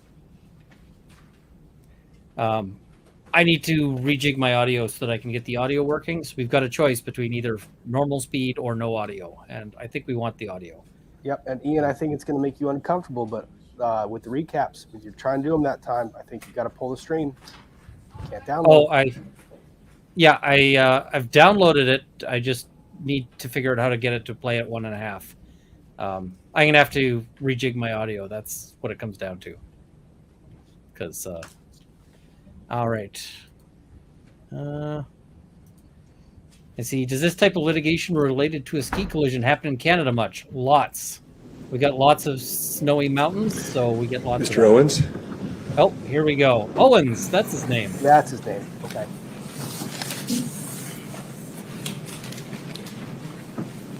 Members of the jury, thank you for being here. Partly That's against your will. But he goes way too far on it. Beautiful thing, the law. When people are in big disputes, our system, both our U.S. Constitution and our state constitution, allows these disputes to be done openly, publicly, and by a jury of one's peers. And I think it's a beautiful thing. It's slow. A lot of people complain about lawyers, but no one gets hurt in terms of, we don't burn people's houses down, we don't do acts of violence. Why are and you? oddly enough, if a trial is done right, even the losing party feels that they were heard and understood, and that they feel some sense of peace. This feels like law students who didn't do the homework and is now filling time to the parties, presentation. and it's really special Just that you were generic. chosen. You should feel complimented, and perhaps one day you'll tell your children and grandchildren, I was selected for a jury, and it was an honor to serve, and I helped my community by trying to figure out a difficult problem that the parties have. And so I thank you for that. Even in Greece, ancient Greece, they used to resolve problems like this. Big disputes, bring in some criminal, some are civil. I'm just going to say, if you're referencing ancient Greece in your opening, you've lost the plot. You've lost the plot. Like, why? Just stick to 1 century, my dude. Like, oh, it keeps going. It doesn't get any better. That essentially means, can someone go to jail for it? That's criminal. Is someone asking for money? That's civil. So this is a civil claim. Why are you telling the jury this? They would gather the people and listen to the dispute. So this is a very historic tradition. The burden of proof. And I am saving all one these of your super chat folks. Statements here from the judge, and I just want to comment on it. Burden of proof is a weighing of evidence. So I put before you Lady Justice. If you're ever in Salt Lake, go to the Salt Lake City County building and look up, and it's this statute, although this is not the exact statute of her. But you've seen this around, and I've done another one for you here that I like to keep in my office. All right, so what's important about this? She's blindfolded.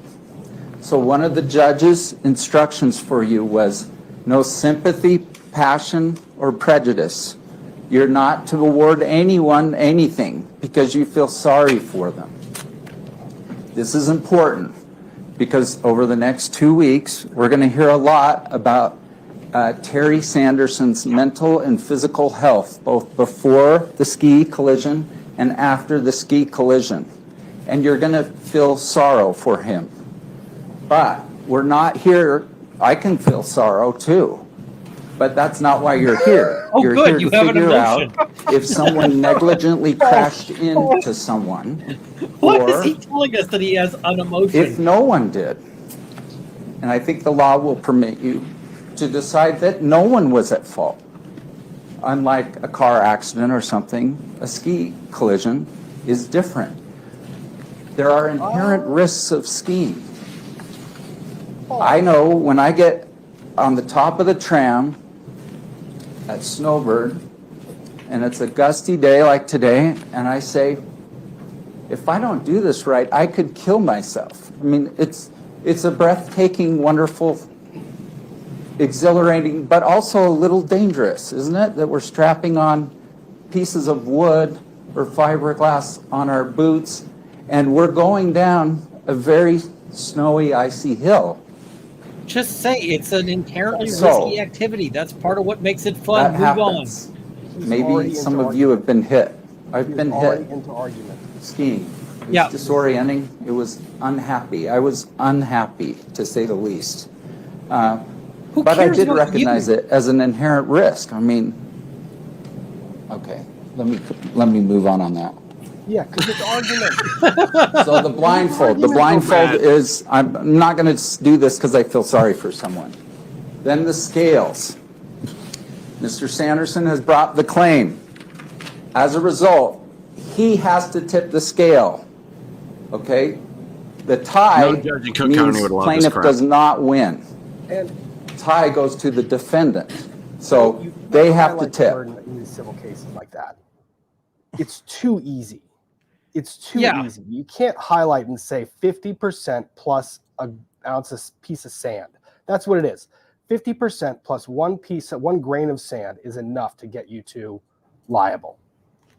Yeah, it's preponderance, but I don't know, in Illinois, they're real uptight about this because you get a jury instruction on it. They don't want you recharacterizing what the hell a preponderance means or a reasonable doubt or anything else. And not during opening. You can mention that is the case, like you have to stick to the jury instruction definition and get the hell away from it, or you got trouble. Yeah, because it's I've watched in criminal trials, not in my own trial, but I've watched prosecutors eat a mistrial for telling the court, for telling the jury the wrong standard. Mm-hmm. And afterwards they're like, well, judge, you're going to tell them that. And he's like, yeah, I don't know who they're going to believe, me or you, so I'm mistrialing. Yep. Sorry, you should have just stayed away from that. You can't play around with that. This is a danger zone. It really but the other is. thing, on a civil trial, on defense wants to highlight the burden of proof on a criminal trial. Not on a civil trial. Yeah. Yeah, because defense, it helps me tremendously, right? Even if you think that my client probably did it, you must acquit. It has to be proof beyond a reasonable doubt. That is a powerful burden that they must meet. This is important. you must treat this burden seriously. You don't want to just, but here it's like, if you feel it's more likely than not, you can give money. That's 50%, not a 50% plus 1 grain of sand. I feel like this guy has watched too many criminal trials and then is just cribbing from it and going, hey, this is the thing you do. That's precisely what I'm getting to. He's sort of insinuating that the standard is something higher than a preponderance and placing the burden on it. And I think he's creating a appealable issue right there. Yeah, I mean, I think this judge is going to do a lot to correct that in final instructions, but I mean, he does lots more that's going to get him into some trouble here. So yeah, he does. Let's get to him getting what the hell. That's who brought the claim. That's the weighing. And then you see the sword. Now, the sword can be I'm seeking justice, so I'm proactively fighting it. And sometimes Lady Justice is actually seen with a shield. Let me suggest that that sword is being used to defend a meritless claim. That's argument. A false allegation. Really kind of an offensive one. That she somehow left him an unconscious man and bolted, and it's I can tell you we believe it to be utter BS. Objection, Your Honor. Argument. We're supposed to present what he's going to show, not argue it. We believe it to be. It's fair. It's fair, isn't it? It's a fair argument. Oh shit! I'm not arguing with my fair argument. Like, this is where I was tweeting, like, you don't walk yourself directly into the other side's objection.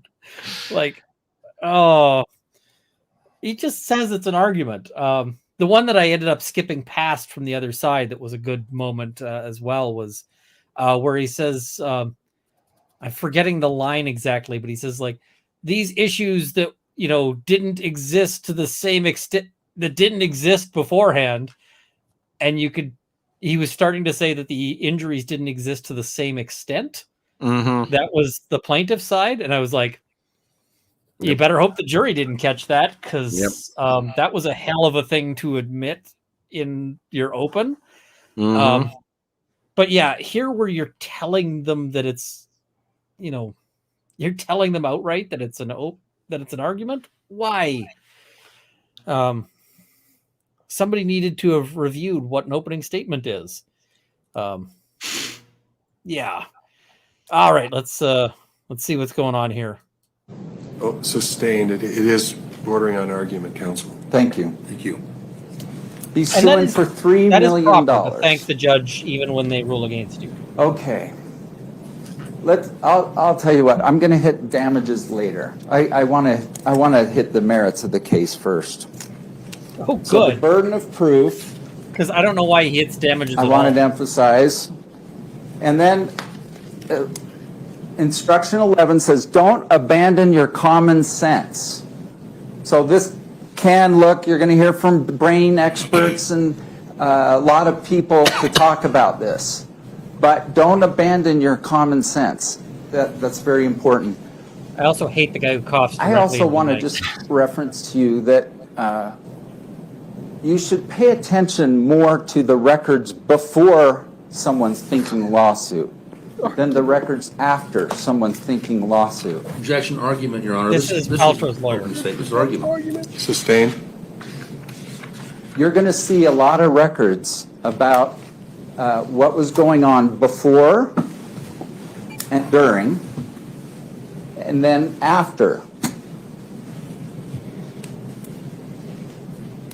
Some of the records before indicate that Terry Sanders had brain issues before. In fact, there was a prior MRI. Now, let me hit the accident, because I'd be silly to address other issues. Let me explain what was happening. And can you find that second picture? This guy is Ms. coming off Paltrow like has sentimental feelings about skiing. Her dad, who left this life too early, took her skiing as a kid at Alta. She grew up learning to ski And those are very sentimental trips. In fact, after her dad died in his 50s, she didn't ski for a long time because it was an emotional thing for her. That is Miss Paltrow. That is Gwyneth on the right. That is her son, Moses, on the left, on the very day of this ski accident. You shouldn't be looking at this from sympathy, but here's a picture of her kid. This was also, so it was a sentimental issue because she had started getting back into skiing. And she did it because she wanted her kids to learn like she had. Another thing, she had a boyfriend at the time who's now her husband. And he has kids the exact same age as Gwyneth's daughter and son. Oddly, the daughter is the same age as the daughter and the son as the son. And this was really their first trip to sort of have a mixed, see if this might work. So it was a special time, and it was a lovely day. So some ski events we worry about, is the sun in someone's eyes? No one's saying that. Is it a snowy day? No, it was a nice day. How about, was it slick run? No, it was a nice groomed run. How about, was it really complex hill? No, it wasn't the bunny hill, but Bandana, who maybe some of you know, I mean, it's a green hill. And so none of those factors kind of come into play. Moderately busy. And she's skiing, again, with a group. So her group is she, Brad, now her husband, who you're going to hear from, her daughter, Apple, who you're going to hear from, Moses, who you're going to hear from, and then some Deer Valley people. Now, these weren't her people. These were Deer Valley instructors. I could have hired Eric. Stop right here. You want to come off like you are, you know, you want to avoid the elitist characterization, right? So, you know, her daughter, Apple, you know, you're naming all of her family members. And then this like bucket of Deer Valley people. Like,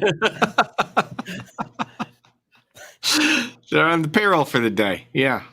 I would have been naming everybody here. If you're going to name anybody, you definitely don't want to go.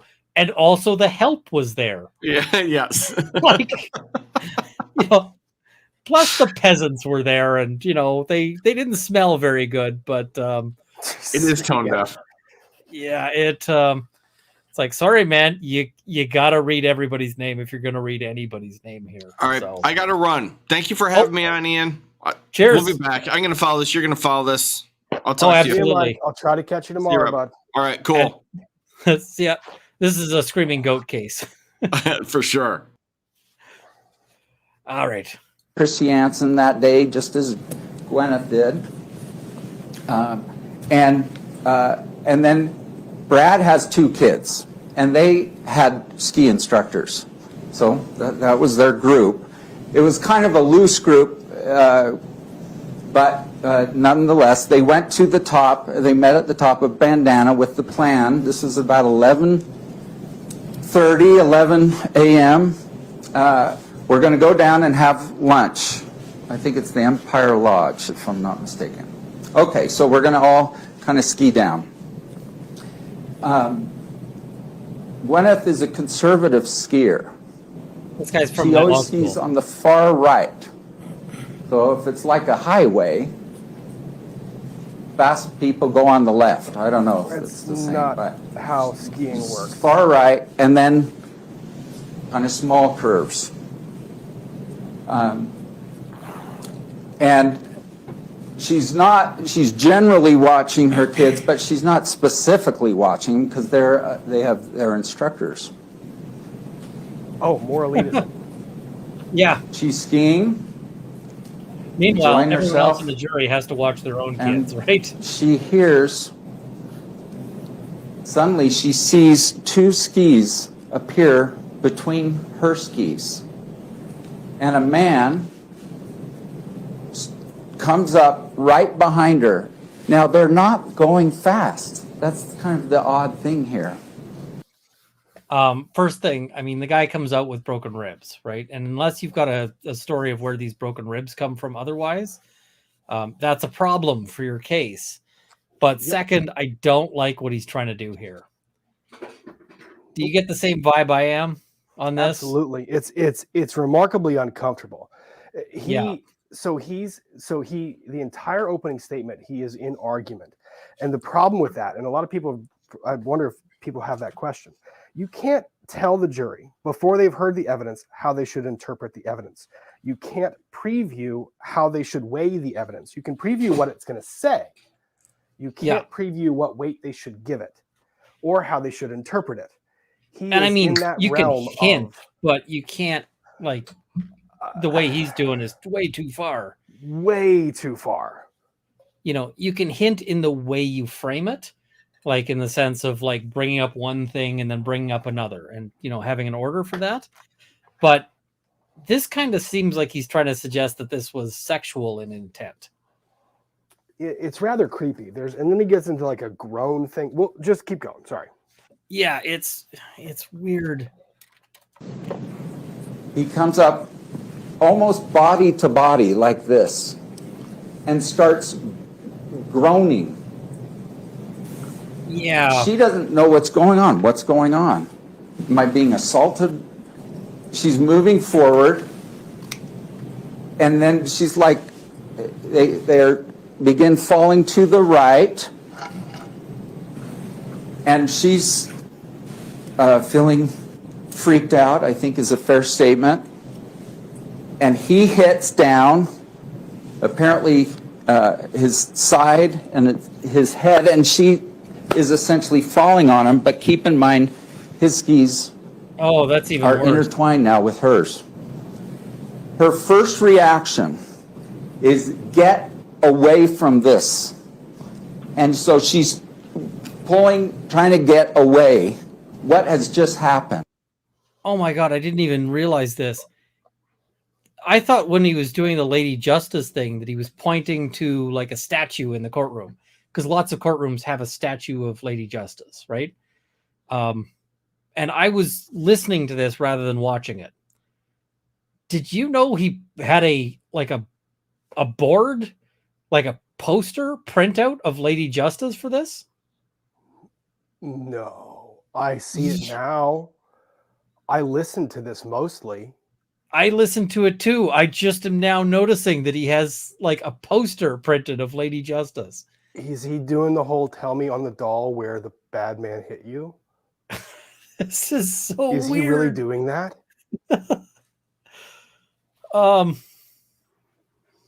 This is so weird. Because he was going on like the scales, the blindfold. I thought he just knew the courtroom and was referring to a statue that was there, or perhaps ad-libbing based on a statue that was there. He actually brought the poster in. That's so weird. So, yeah. I don't know what to make of that. And now, I really don't like the way he's framing this. I mean, by both sides say it's an accident, right? Both sides say it was a collision. They say that the other side was negligent. But now he's trying to make it sound like it was a creepy thing, which sounds like he's saying intention. And I mean, if I was the other side on this one, let's say the plaintiff wins, and let's say he wins like $10,000, like not big money. I'd at this point be asking, or I'd be saying, listen, this is a televised trial, and they suggested that this was a sexual attack. And, you know, I think that this goes towards attorney's fees. So, yeah.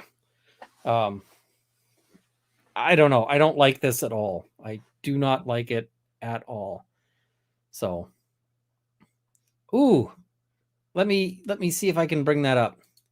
I brought up the wrong person. Give me a second here. There we go. Emily D. Baker plaque. That looks really good. Really good. So, and Emily apparently says that this guy has past sexual assault convictions. Really? Really? I'm wondering if that's... Well, they didn't preview it in opening, so they can't get into it right away, they would need him to open the door. I think that they're hoping. That's a lot of innuendo to bake into this thing. Oh, I mean, if I was a judge and they went there without asking permission first, I would have opinions. And those opinions would be loud. Like, hey, I'm declaring a mistrial and you're paying for the other side. Like, sorry. I see not convictions, allegations of some sort. Yeah, that's... I do not like this at all. Now, she only has to think about this for a few seconds to realize, okay, I'm not being assaulted. But this fellow, she had a more colorful word, has just run into me. And she said, "What are you doing?" Or words to that effect. And he's like, words to the effect, "I didn't see you." And then there's a question, well, who ran into who? And he says, you ran into me? And Gwyneth's like, no, you ran square right into me. And he said, and now you're sorry. Establishing that he was confused. He doesn't deny saying, I'm sorry. He doesn't remember it, but he doesn't dispute it. Now, she's still ticked off. In fact, much has been said about the so-called only eyewitness. So you're going to hear from him this afternoon. I don't have to give you commentary on him. But he will say he heard and turned. He heard and turned. That's what the Deer Valley guy says. Eric Christiansen, one of the instructors, said he heard and turned and then saw. So I'll comment just a minute more on Mr. Ramon in just a minute. You'll hear about him. Back to Gwyneth's story. She's backed up. She's safe. Eric's on the scene. He's helping people get their skis off.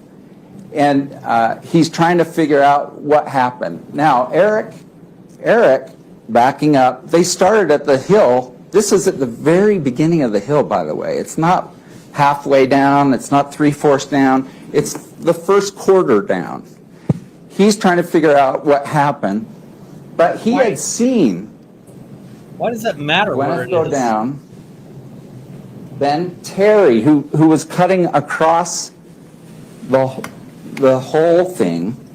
If I'm misstating it, we're going to have to defer to their testimony when they testify, but I'm trying to give you a big picture. Why are you doing that? He's making a wide, much wider turning. And guess what? He's blind in one eye and has decreasing vision in his left eye. He's downhill. He has hearing aids.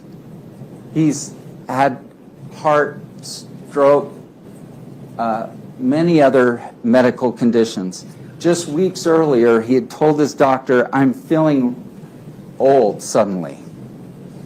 And Terry's story, by the way, is that he's coming across and he sees a struggling younger woman, not younger, a struggling female skier. And he wants to be really clear to stay away from her. So he's actually turning his head to clear the beginner skier. And what happens? He comes right upon Gwyneth. He back turns with his better eye, and suddenly she's there. So the Deer Valley report, do you mind? By the way, Deer Valley is not a party to this lawsuit. The court dismissed Deer Valley. So Gwyneth's not Deer Valley. Deer Valley stands on its own. Objection to argument, Your Honor. Yeah, it is. Overruled. It's argument, but that fine. It's over. I mean, I think it's argument, and I think that there was a better objection, which is that, has that been allowed to be? Should that be? It's already been ruled upon. You can't reference to a defendant being dismissed. Yeah. So why is he mentioning something that he was specifically told to not use? Like, you know what he doesn't do? He doesn't clarify in all of that whether or not the plaintiff is downhill from Gwyneth Paltrow when she begins. Yeah. If he's cutting across the slope, regardless of whether he's coming almost perpendicular to the slope, if he is at all downhill from Gwyneth Paltrow, he has the right of way. Yep. And I mean, it's a big issue. Like, who has the right of way? In fact, in their pleadings, they put a lot of effort into that. Both sides do. So why is he not getting to that in this opening? Like, they know it's important. I don't know. This feels so unrehearsed. It feels like he didn't think about it before he went in. I don't know. Or rather, it feels like he thought about it and had a list of things in his head that he wants to talk about, but never actually talked through it and planned it out. So, all right, let's see where this goes. Deer Valley stands on its own, and I don't know if they're going to assert like there's some massive cover-up or what, but... Objection, argument. Sustained. Okay, back one, I think, James. James, a.k.a. Clark Kent, is By the doing way, a lot I of think heavy the goal is lifting to here. give everyone a little better access with these little screens, but it hasn't worked out today. So Eric Christiansen, remember, he hears and he turns and he goes directly over there. He's there within seconds. And he's seen what happened. And what does he say? Can you blow up the first half? Chief complaint, male skier took her out from behind. He's putting this together, and then let's do the bottom thing, and then we won't focus on exhibits anymore really today. Why? On this. That's your best evidence. Why are First you not... thing male skier said, does that say said? I can't read it. Anyone? Stated. Why are you calling this out in the room? Was that she appeared right in front of him, thus admitting that he was the uphill skier. She never saw him because he came in from behind. That was the evaluation from the Deer Valley skier, from the Deer Valley instructor. Interestingly, Eric Christiansen, the ski instructor, is trying to figure out, all right, what's the first question, by the way? How terrible is it that he hadn't figured out what that said before he was presenting it to the jury? This entire opening statement is probably one of the worst I've ever heard in my entire life. And I'm telling you, like, between mock trials, between all the years of practice I've ever had, I have never seen an opening statement this horrible. I've seen law students do better, like at Moots, literally. Yep. Law students. And the thing is, this is the really terrible thing, is that this should have been an absolute showstopper of an opening. Yep. He's got so many good facts to work with. That won't did it. Why not focus on that over and over again? Yeah. This instructor who doesn't care, like he's just an instructor. He's met her, today or whatever. I don't know what the relationship is or how they're, how they're connected or whatever, but it's like, this instructor who doesn't have he doesn't stand to make any money off this. He doesn't anything. He is just providing a report for work. And he says this is what happens. Done, right? It's such a good piece of evidence, and he's like, oh, I'm not gonna linger on this. Linger on it. Read it. Read it line word for word in slow cadence. Hell, read it twice. Make them object to you reading it. Yeah. I mean, heck, if they object to it, then that just looks like they don't want it in. Like, just ride that. So I don't understand what he's doing here. Oh, we have a puppy who's being inquisitive. Hey, Zora.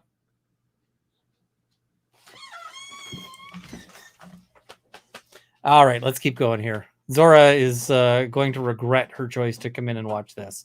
Yep. Everyone okay? Everyone okay?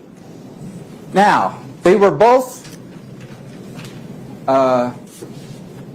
any collision, you take a body blow, it takes a little while to gather your senses, recognize, okay, I'm safe, okay. But his answer was he was okay. And he was on his feet. This took minutes. Gwyneth was not happy still. Moses, who you're going to meet, he's now 16, but he was a 9-year-old at the time, was with his instructor. His instructor started to come over. Moses came over, and he saw his mom, and he was worried. He hadn't seen his mom. First of all, she's on the ground, and she's yelling at this guy. She might have said something like, "What the F word?" And I think she might have said the F word. We're going to... Okay. Why are we highlighting that? I mean, I can think of a reason to highlight it. The argument is she's so pissed that this guy has crashed into her. She knows that this guy's in the wrong. She's upset by that. That's why she blows up at the guy. Fair, right? But tiptoeing around, she might have said the F word, just feels a little too precious to me. Well, it's the dumbest way of highlighting it too. Like, yeah, you know, you phrase the whole getting into an argument, yelling at him. Don't phrase it that way. Phrase it like saying that she was shocked, got to her feet, was surprised at what happened, and got into a confrontation after the surprise of being hit. Phrase it in a way that's favorable to your client. Don't just make her out to be this he's person. He says it like it's this horrible thing. She might have said the F word. Like, you know, he says it like it's the N word, you know, or something. Slope. Yeah. I mean, people swear at each other. It's a thing, right? But I see some people saying that this might be a Utah, like, local culture kind of thing. But from where I am, I would have just, said, hey, she was upset. She swore at him. Like, she used profanity. You don't need to necessarily drop into what exactly it was, but still. And I see people saying that it is unacceptable locally, so fair enough. And it's, to be fair, YouTube doesn't like it either, although we have ticked past 2 minutes, or 2 hours rather. So I guess we can, drop the F-bomb. So yeah, I see people saying that it's a Mormon thing. I don't know. That's fine. That's fine. But just don't make her out to be the aggressor. That's the thing. He phrased it as though she was the aggressor. That's the problem I have with it. Yeah, I don't know. Like, again, this is a problem of pick a theme, right? So figure that out. And she's mad. And he said, I haven't seen my mom like that. And he was sort of personally a little upset. All right. And then, okay, everyone's okay. Everyone's okay. And Eric Christiansen, the ski instructor, said, a ski patrol person, who's different than the instructor, a ski patrol person came by and said, everyone okay? And he said, Mr. Sanderson and Craig Ramon, who you're going to meet this afternoon, talked to each other and said, we're okay. And they said, we're okay, and the ski patrol left. All right, now everyone's okay. And then I think Eric Christiansen, okay, Gwyneth, you can go, join your family. By the way, your family's waiting for her at the bottom. Brad, interestingly, had heard it and looked up and saw his wife on the ground and had come back up, and she had skied down to be with him, not to leave. By the way, you'll never hear the words hit and run in this whole trial. This was not a hit and run. Then why are you saying it right even now? had a ski expert evaluate it, and he said it's not a hit and run. So take that out of your mind. All right, so, all right, now what's going on? Okay, everyone's good to go. Yeah, Everyone let's just went. put it in the jury's mind. Terry, right before he left, apparently, Eric Christiansen said, Like, didn't they win a pretrial motion to keep hit and run out of the jury's ears? I think so. And then why are you saying it to tell, like, he's bragging to the jury that he won the pretrial motion, but he's tanking his client. It's so dumb. You're not going to hear hit and run. I just am going to say it like 6 times.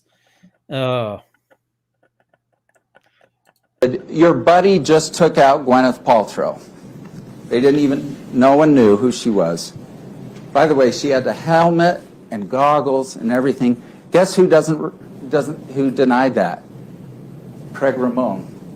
Their so-called first skier has a whole different crazy story. That Objection, argument, Your Honor. that is our Overruled? Oh, then I Overruled. reassert my crazy comment. All right, What? so What? I'll continue like- the story. I like how he says that is argument, and the judge goes overruled, and he's like, "Oh, really? I'm surprised." Okay. Well, you like that, but the thing is, that would have gotten a lot of attorneys pulled up to the bench and Yeah. say the commentary needs to stop. Yeah. I was surprised at just how much the guy gets away with, but it's gonna be so much worse as time goes on. Because he gets away with so much. If I pulled this in front of a judge, Oh, checkbook. toothbrush. Yep. Um, Toothbrush or checkbook, depending on the day and the judge. yeah, and for the chat who doesn't know what we mean, held in contempt and made to pay a fine for checkbook, or held in contempt and kept in a cell for toothbrush. So, yeah. So, Everyone's good to go? Good to go. Okay, then they now hear she's Gwyneth Paltrow. And they're like, okay, well, let's ski down. So they ski down a ways further. And Terry, I shouldn't call him Terry, Mr. Sanderson, except he's also Dr. Sanderson. So if you're saying I shouldn't call him Terry because that's disrespectful, you pull out the honorific. But he doesn't want to pull out the honorific because, yeah, He can't because it's a loss. Because part of his damages are loss of the employment. yeah. So that's rough. I mean, it's tough. not feel good. He feels confused, he says. So you'll hear them like, well, let's get a ski patrol person now. We had previously waved one off, but now we've changed our mind. We need ski patrol. Toboggan person comes named Whitney, and she pulls up, and the first thing Whitney says is, "What happened?" And Mr. Sanderson says, "I don't know. I'm not sure." He did not helpful say, to your side. "I was just hit." Interestingly, Craig Ramon, the friend, did not correct that statement. So Craig Ramon, by the way, never once told Eric Christiansen she hit him. Didn't say one word about it. Didn't say we need help. Part of this crazy story is he says Mr. Sanderson was out cold for 2 minutes, unconscious. Now, do you know how long it is to look at a person who might be like dead or dying for 2 minutes and not do one thing. He didn't do anything. It's not true. Everyone on the scene was. You know what I might do on this one? Because What? I think it does blow up their timeline, right? To say that this guy is unconscious for 2 minutes. Yeah. I think it is a problem for the plaintiff's timeline. I would have But said, you know how you easily explain that? The heat of the moment, and you're explaining 2 minutes, and what felt like 2 minutes was actually 5-10 seconds. Like, and that messes with their other timeline stuff, but you can get the around thing it. is if they've pinned themselves down to 2 minutes, which it sounds Yeah. like the plaintiff kind of has, if you've got the time in your opening, sometimes just running things at real time can be real effective. Oh yeah. Like, pull out a stopwatch and say, he was apparently unconscious for 2 minutes. Let's wait 2 minutes. And you just sit there and you stare at the jury. I think you're getting that's argument. I think that's going to be sustained on an argumentative objection. You can make that during close. Yeah, I mean, you might on opening for sure. I might make them object to it just to see. Yeah, I mean, but then again, the entire opening statement was argument. Like, that's the problem. Like, I'm gauging this as a closing argument because that's how it sounded. Yeah, it really does. And it's kind of ridiculous here. But I see people saying it took 2 minutes to clear his head. That is not unusual. He says he was unconscious for 2 minutes. That's a different thing. Because I can tell you, if I've got somebody who's unconscious for 20 minutes, for 2 minutes, I'm having an issue with that, right? I'm calling everybody. So I don't know. This is weak. This is I see this is this attorney's opening, or this attorney's opening made me unconscious for 2 minutes. Yep. Gets worse. It does. Absolutely. If he was out, it was for seconds, not 2 minutes.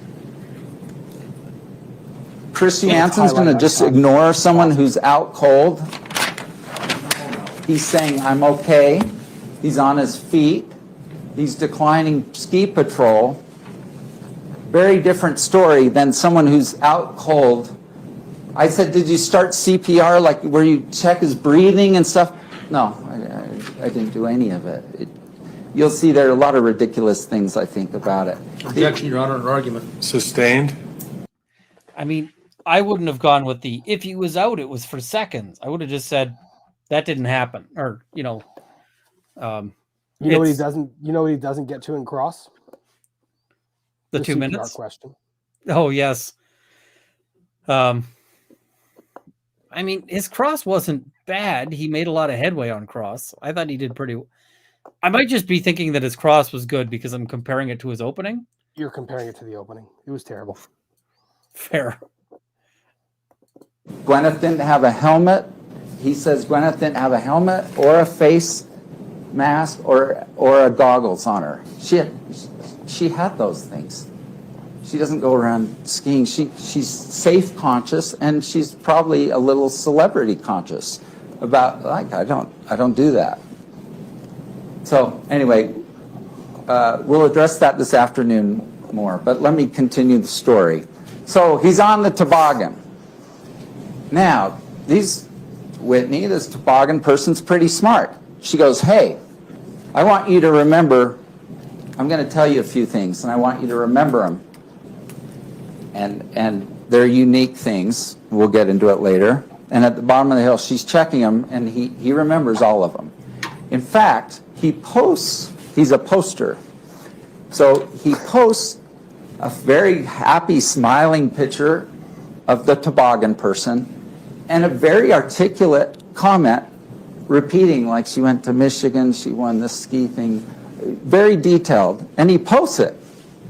Okay, well, that's nice, but it's not something you do if you've just suffered a major traumatic brain injury. All right, so articulate, everything. At the bottom, he's talking, he's conversing. This isn't like garbled, crazy talk where you think head injury is important. So By the way, he takes a picture, so he likes to take pictures and post things on Facebook and everything. He's a poster, we've heard. Ramon and one of the women he was skiing with, and they're all smiles. Like you'd post, you wouldn't know, like this is taken by someone who just suffered a major head collision or something. And boom, it's posted. Okay, I mean, we're going to see all those pictures. This is good because we're getting real life things from him and his own fingers in his own head. Worst opening. Then he goes to an... I mean, I would be putting those pictures up. Yeah, worst opening ever. Like, worst hey, opening ever. Here's what he looks like immediately afterwards. Here's, oh, this guy is, he's making me angry with how bad he is. So, Instacare person. Instacare person says no signs of confusion. Okay, that's a big issue, right? If we're worrying about. By the way, there's a nurse on your panel, but I take it from our experts that you'll hear that if you hit your head and you say, I have confusion, essentially. Wait, hang on. Did he just suggest that the jury should listen to a particular juror because of her experience or his experience? Are you kidding me? If I was the judge, I would have mistrialed. That's a mistrial right there. As if I was the judge, I would have said, okay, ladies and gentlemen of the jury, you're done here. We're going to select a new one. We're going to select a new one. And counsel, get your checkbook. Yep. Counsel, get your checkbook. You're paying for all this. I cannot believe I missed that the first go round. He literally told the jurors who have no knowledge of their other background experience, they're not supposed to. There's a nurse on your panel. You need to listen to her. Panel.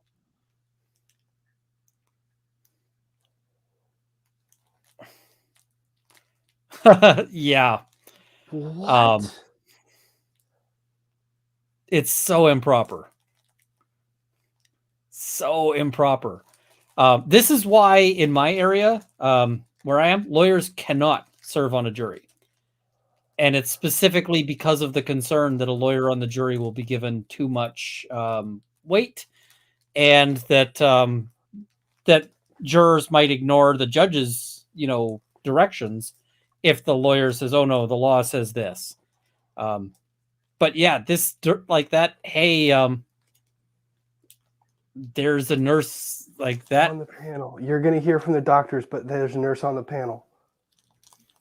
Yep. The thing is, I don't know why the other side didn't object to it. Because the other side objects a lot in this, and quite properly. They've got lots of reasons to object. But, oh man. So, I don't know what... I don't know, this judge might be... He doesn't seem to do a whole lot unless there's an objection. So, I think that's why that's skated. Okay. Yep, that's kind of my feeling. You are diagnosed. I mean, you have a concussion. I mean, so maybe it's more than that. I might be simplifying it, and forgive me if I am, because nothing I'm saying is evidence, but I'm trying to give you the story. So the guy there is like, okay, I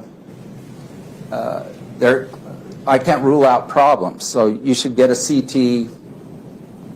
A CT is imaging of the brain, and he ends up going to the VA hospital the next day. The CT, it's interesting. So he had a stroke-like event and lost his right eye, like 6 years earlier. So we have imaging of his brain 6 years earlier, and guess what? There are defects in that new CT, but guess what? They were there before. And guess what their experts didn't do?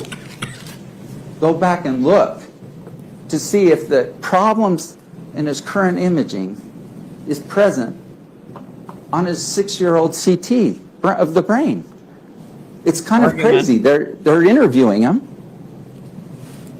He's telling them things, but no one's actually trying to go back and sort of say, look, is his brain different?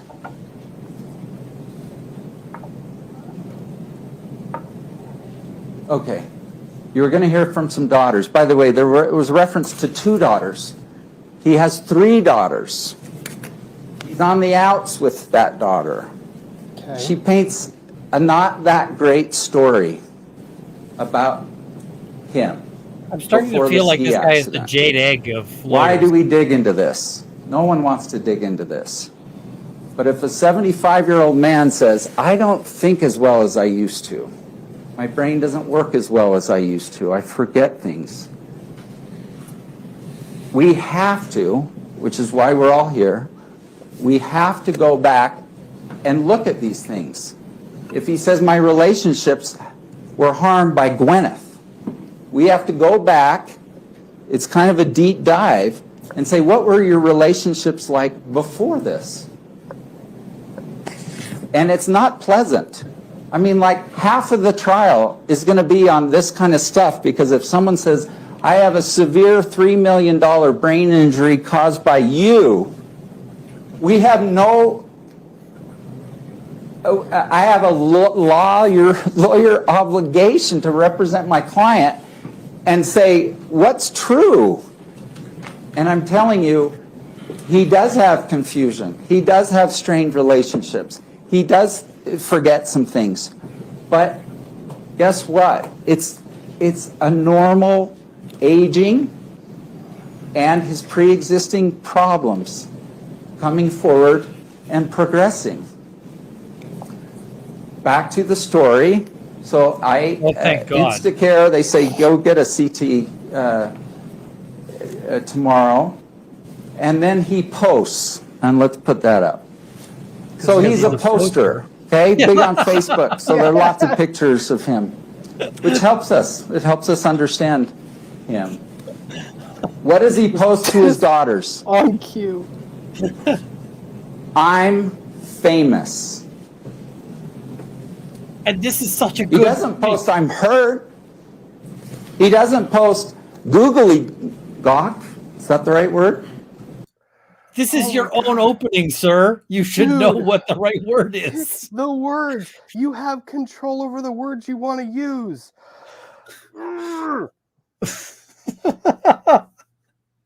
Googly gawk. Oh my God. Like, oh, googly gawk is just the funniest thing. Is that the right word? You have the right to choose your words, counsel. And you should be planning your close. It shouldn't be like you're using a word you've never heard of in the close. You should have figured that out. I'm like, is this guy having a TBI right now, or I don't know. I note this is a good point. Eggshell skull rule says pre-existing conditions are irrelevant unless we're in a crumbling skull situation, or if none of the injuries are new. Crumbling skull. You have to define that. That basically is that this is a continued deterioration of an event that was already going, already a deteriorating mind or body. Yeah. So eggshell skull is basically, let's say you've got a guy who, like, literally his skull is super fragile, and you push him down, and he dies because his skull is super fragile, and nobody else on the planet would have died. This guy is especially vulnerable. You end up eating the liability for that guy dying. That's your fault. You chose to push this guy. You own that. You take your defendant as they come to you. Yeah. Crumbling skull is if you are in the course of, like, falling apart, basically. The continuation of that isn't going to be on the defendant. So let's say you have cancer and you get into a car accident and then you die of the cancer. That's probably not a fault of the person who hit you. The one caveat that I want to add to that, because it's for accuracy purposes, is the crumbling has to continue at the same rate. If the crumbling accelerates because of the injury, and you can tie it to that, then that is still you are responsible for. If the crumbling takes a turn in a direction that would not have been anticipated but for the injury that you sustained, that is also you are on the hook for. But yeah, if you were expected that you were going to die of a sort of crumbling skull situation in a decade, and instead you die in a year because it got sped up, then that can be, you can be on the hook for that. But yeah, this is, and the other thing that is neither of those is if it's just, if it's, you know, you were injured before and you're injured after. Like, hey, I lost my leg in an accident 10 years ago. I have a new car accident. After the car accident, I don't have my leg. You don't get recovery for that because, you know, it wasn't, that's a just not causation situation. So, all right, let's, oh, this guy's making me angry. Confusing stuff. Could you highlight the bottom half?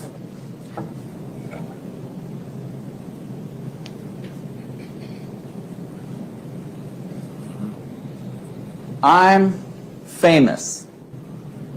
This is at 8 p.m. The accident had occurred just before lunch. So 8 hours later, he's home. And then he said, here's what happened. From my friend and eyewitness, this Craig. And he posts it. He posts it. Wouldn't you be interested to know what this post was in real time? This video or photo, it's apparently video. Objection, argument. Your Honor, that's just argument. That's just trying to explain the evidence here. So you've got evidence. I mean, this is evidence that will come in. That it's not there. Okay. Overruled as to that. Wouldn't we all like to know? I apologize. We're okay? Yes. Wouldn't we like to know what this was? Objection, argument, Your Honor. That is sustained. It's nowhere to be found. There you go. We're in a courtroom 7 years later trying to figure out what happened. It was right there.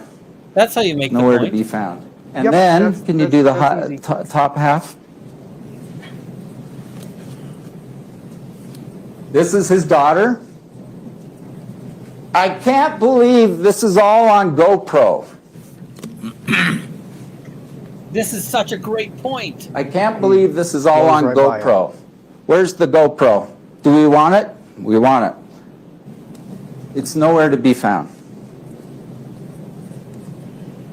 I'm glad you're okay.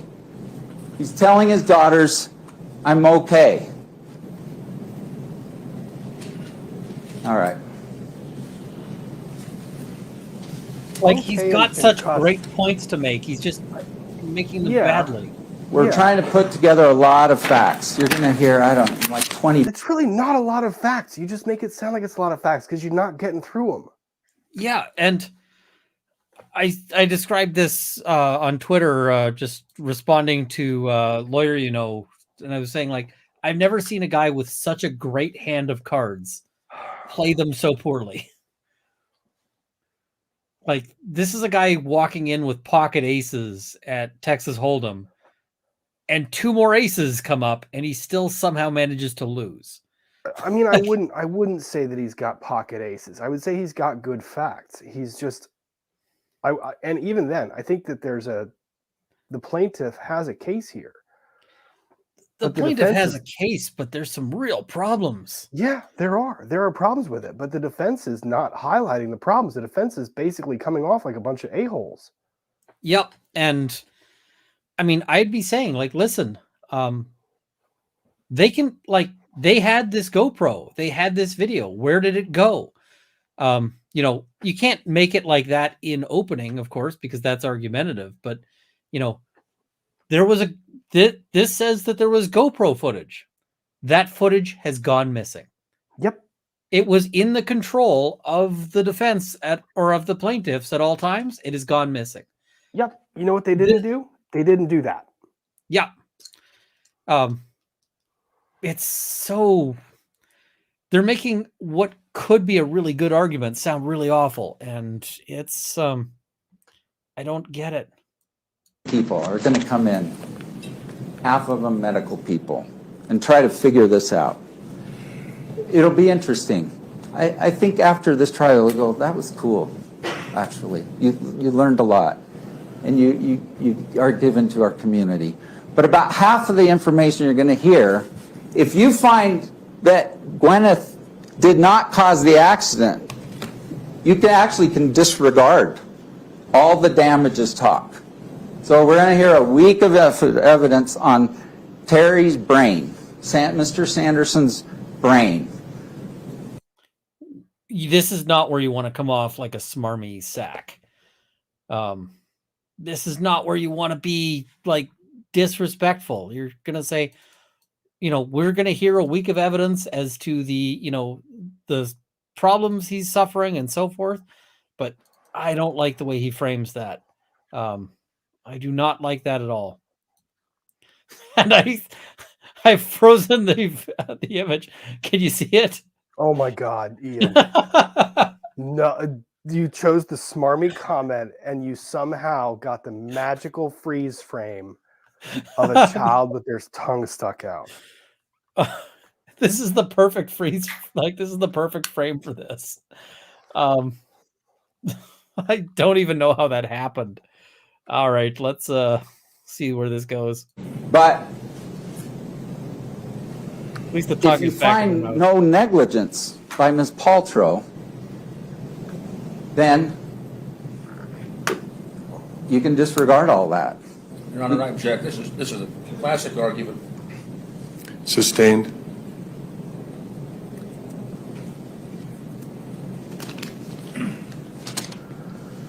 $1 bill. You cheesy. Gwyneth was hurt by Mr. Sanderson's negligence. When he came up behind her, paralleled her, and went. She says she has a prior knee problem. She was worried about it. She separated from him with help. Then boyfriend came up, and she is upset. She has anyone sustaining a blow is upset. She's sore. She never went to a doctor, but for this, by the way. But it rattled her, and it physically hurt her. When they were dismissed, they went down to the bottom of the hill. And who was waiting for her? Her daughter, Apple, now 18, then 8, I think. If I was on the jury, I would want to go after him rule against her just for naming a kid Apple. Did she just chime in her own opening? I think so. Yep. She did. She clarified 11. I heard that 11. Let's see. Can we hear that again? I object. This is a classic argument. Wait. She separated from him with help. It might be then hard. Boyfriend came up, and she is upset. She has anyone sustaining a blow is upset. It depends on the blow. She's sore. She never went to a doctor, but for this, by the way. But it rattled her, and it physically hurt her. When they were dismissed, they went down to the bottom of the hill. And who was waiting for her? Her daughter, Apple, now 18, then 8, I think. No. 11. Sorry, I got that mixed up. So, how do you fuck this up? These facts are not hard. No. And, if you don't know, you just move past it, right? But asking your client to speak up during your opening, and pointing at her and just. Oh, the plaintiff side has got to be sitting there like, what the hell during all this? Like, this is one of those moments where it's like, do I object to this? Or I can't believe that I'm going to say this, but it actually gets worse. It does. Oh, some of the stuff he pulls, I would just like, I'd be sitting there going like, bailiff, lend me a clue bat. Also known as, your, what was it? Your baton. Yeah. Because, oh man. Oh, and Apple's like, what took you so long? And she said, some a-hole just ran into me. I think she used the real word. I hate the way he All right, why is that. this important? She didn't say. Nobody knows. I just ran into someone. She was mad. And over lunch, she was mad. And then after lunch, she said... So you're saying she's an angry person? That guy kind of hurt me. And I'm not going to ski the rest of the day. There's even a text from Gwyneth's own the dollar phone away. He's still got it in his hand. Eric Christiansen. And they're like, Moses wants to know if you're coming. I'm going to go in. That guy kind of hurt me. And she went in. And she lost her full day pass that she had paid for. And she... Yeah, no, this is not... So the plaintiff just lays out broken ribs, a head injury, right? That's the plaintiff's case. And he's coming and saying she felt sore. She couldn't ski the rest of the day. She lost the day pass. I get it. Like, if he ran into her, but are we really going to do the Gwyneth Paltrow the victim here? I know that sounds really bad, but this attorney's making it sound gross. Yeah, and I mean, it's one thing. I might ride this if my client was poor, right? And if my client had to save up and like this was some special thing. Yeah, maybe that's it. But like, she can buy another day pass. She's not short on, like, somebody said that with all of the, with all of the trainers and so forth, this was like a $5,000 day. She could have a $5,000 day every day of the year and not blink at it. So, like, this just doesn't feel like it's... I've walked out of things, like things I enjoy, when you just don't feel it, when it's not such a big deal, right? Like a couple days ago, I went out to the shop. I was going to do some leather work. I sat down. I wasn't feeling it. I got up and came back in and played video games, right? It's just, compared to broken ribs. And I feel like the jury has to be making that comparison in their head. She just comes off like, the Princess and the Pea, right? Yeah. Like, yeah. She's so fragile, and it's so tragic if she has to experience any inconvenience because she's Gwyneth Paltrow. Well, and I'm not discounting anything that, like, I'm saying assume 100% of what she is saying is right. That's not the argument I'm making. Yeah. It's such a minor inconvenience on this. So yeah. I don't get it. I suspect he's got more money than any of the jurors and perhaps any three of the jurors put together. And he might be getting some tone deafness. So, that can be a problem. She only got to ski half a day. In addition, she had paid for her instructor, who now was diverted from teaching her son Moses to take care of this collision issue. And so we ask you for $1. Now, this is a lot to go through for $1.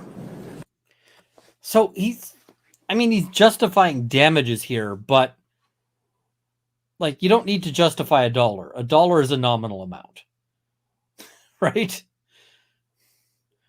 Like, this guy can't read a rune to save his life. Yeah, just say she's asking for $1 and move on, right? That's it. All she's asking for is $1, and that's probably improper. But you just say it and move on. Like, it's not, you don't need to like actually go over that she's suffered $1 worth of damages. Somebody pushing you might be worth $1. Like that. Oh, But it's an actual dollar. Because she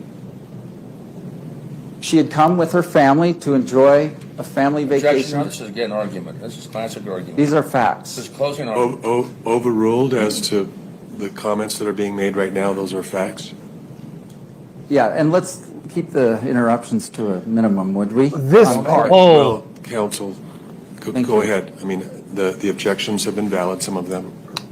So let's talk about some of them, because I actually decided while we were going through this that I was going to keep a tally. Ooh. And so sustained 6 objections. Okay. Overruled 4 objections.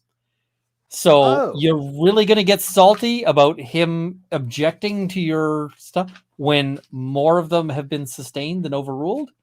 And side note, addressing any comments directly to counsel will generally get you yelled at by the judge.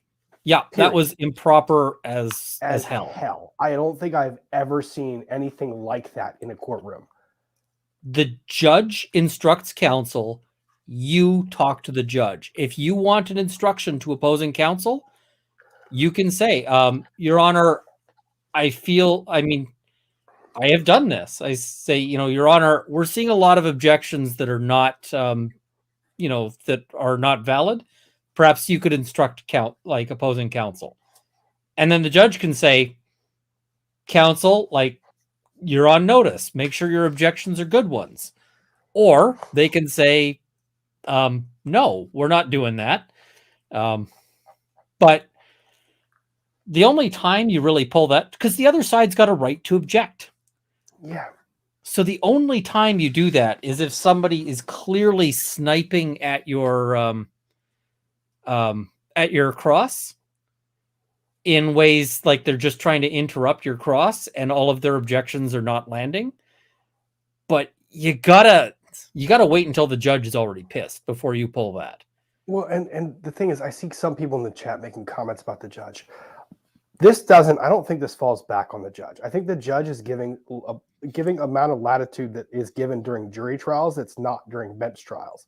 If this were a bench trial, you can bet that attorney is getting drawn up and brought up to the bench to get yelled at.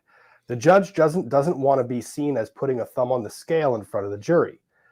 And after the closing argument, I know that he pulls up the attorneys and talks to them, and there's no doubt in my mind that this was part of it. This frustrated me a bit because it bothered me. The judge is giving too much deference. I would have just been like counsel in that the judge voice. And he does. Yeah. But I don't know. Afterwards, he does call counsel up and has a little sidebar with them. And you can see, I was watching that one, and you can see he's addressing this guy most of all. Because it's disgusting. That is not how that is improper. Handled. It is remarkably improper. And the funny thing is, by doing it the way he did, I cannot imagine that there are people on the jury that saw that as being appropriate. Like, the jurors must have felt taken aback. Now, I don't know who the jurors are, but hell, man, that made me uncomfortable as hell. Yeah, I was just like, where do you get the stones to pull that crap? Because, I'm sorry, that's the judge's call to make. You don't get to make that kind of snark. That is ridiculous. So, yeah. I want to go through this guy's opening. We'll go through much faster and just comment on the witnesses. We're not going to go through the witnesses in full detail because we're not going to be able to live stream all this at this hour. Yeah. But this opening is worth commenting on because, I mean, this guy is such He does well at points, but this is not it.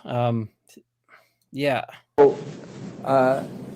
She came for a family vacation. Half the afternoon was kind of ruined. And so that dollar is important to us. It's important to my client. Let me hit a few other things. You've been very patient. What you say is that dollar is symbolic. My client asked for that dollar in vindication of her position. And then you move on. Yep. Jury knows what that means. You move on. This is like him treating the jury like they're stupid. So.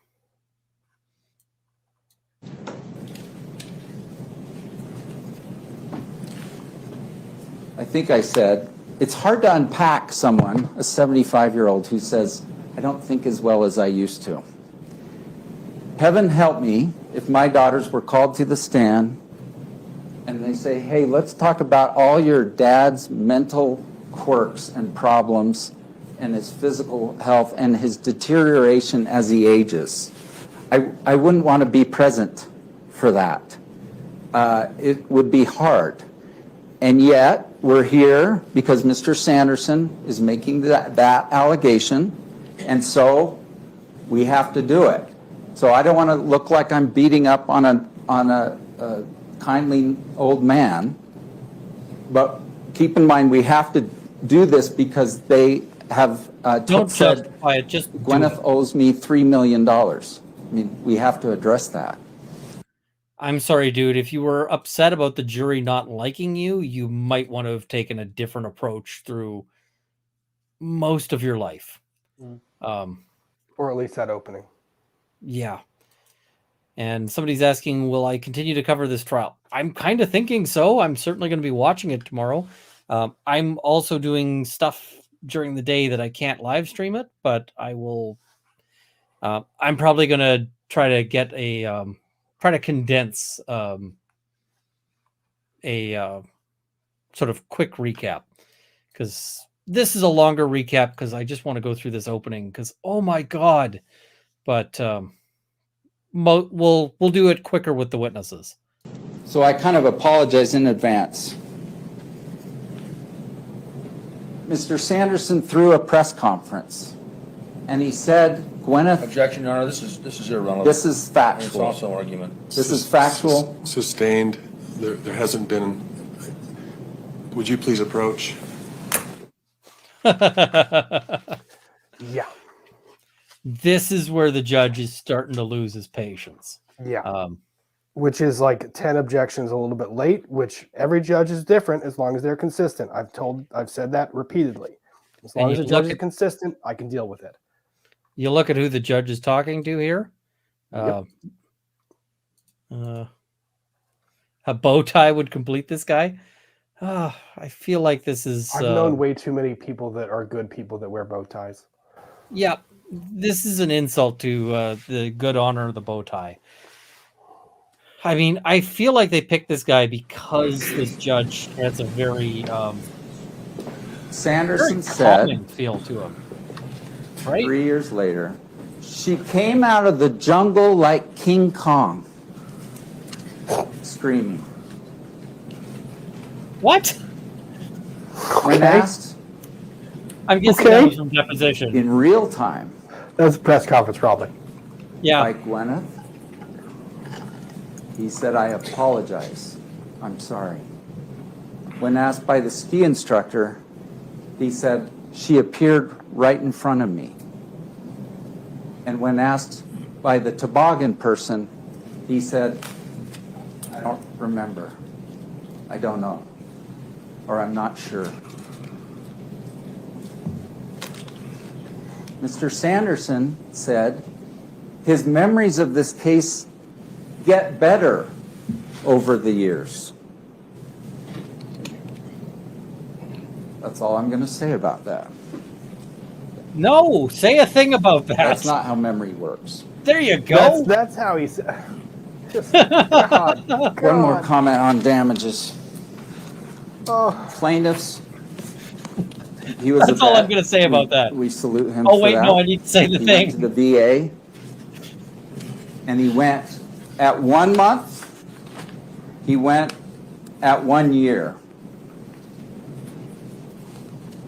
And I guess 1 year and 2 months, and 1 year at 3 months.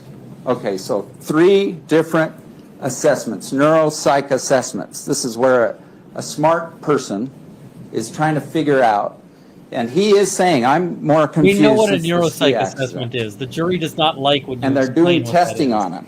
These are There's a not nurse on the jury. hired You reminded them. experts, like many of the people you're going to hear. These are his VA people, and he's complaining, and they're doing assessments on him. Did he just shit on And the what VA? does he do? He did. Yep. Above average, above average, above average, above average, above average. A year and 2 months.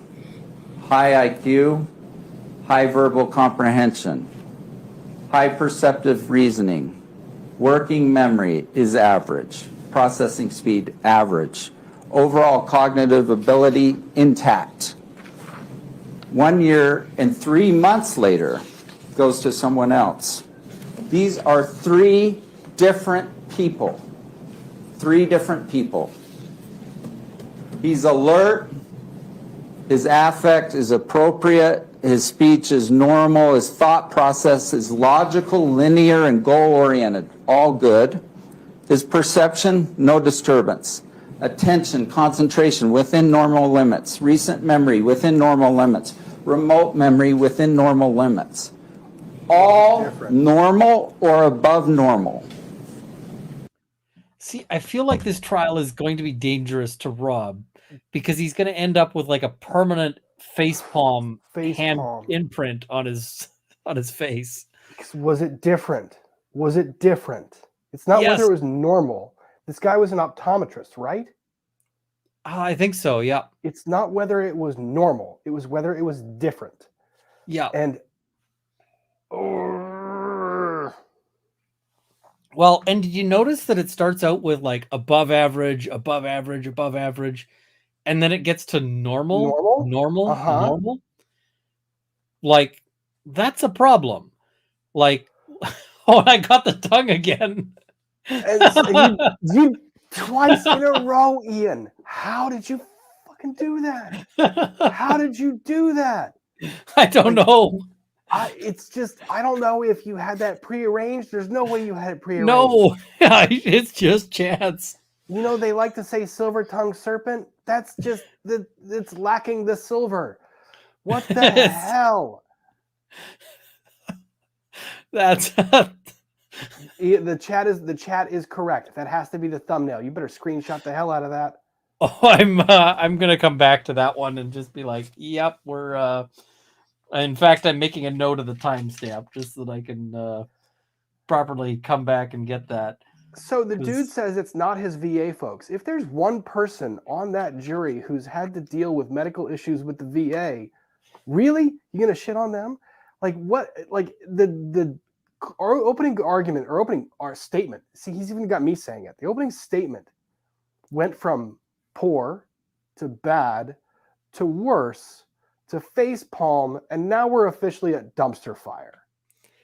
And he better hope that nurse is not a VA nurse. Oh, that would be awesome. Yeah. Oh, and Kristen M96, the maker of the fantastic robot jury, has sent me those screenshots. So that is fantastic. Because, yeah, I see we're at Firefest levels here now. Yeah, it's so bad. This is so bad. It was bad the first time I watched it. Yeah, I mean, you got to be real careful before taking shots at like the VA or something like that, because for all you know, there could be somebody who is relying, and I mean, lots of people have issues with the VA. Yeah. But for all you know, you could have somebody who works for them or is, their family does or anything, right? So you don't know. And I know the VA's got lots of problems, but well, that's fine. You can all shit on the VA, but you don't do it in opening statements in front of a jury that you don't know. Yeah. You got to make real sure. So, I mean, because some vets have great experiences with the VA. Not many, but this is a great idea. Please use one of these screenshots to cover the LNC logo next time. That's pretty good. I like that. I think that's gonna have to happen. Because we've got that covered right now with the scary mask. Can you see the scary mask? I see the scary mask. Yeah, and it's tough. I don't know what this guy's doing. The VA keeps me paid, and I'm not affiliated whatsoever with the VA, so let's not, dude. Yep. Yeah.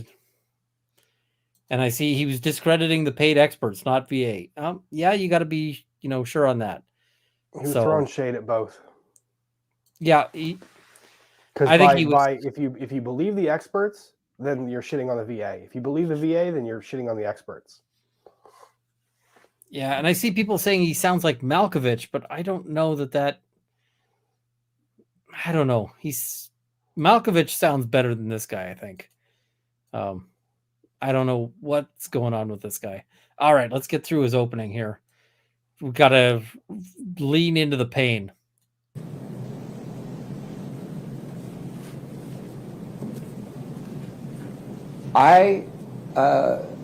These are not the hired people. Let me just say that. Look at the room full of expressions. People are not on board.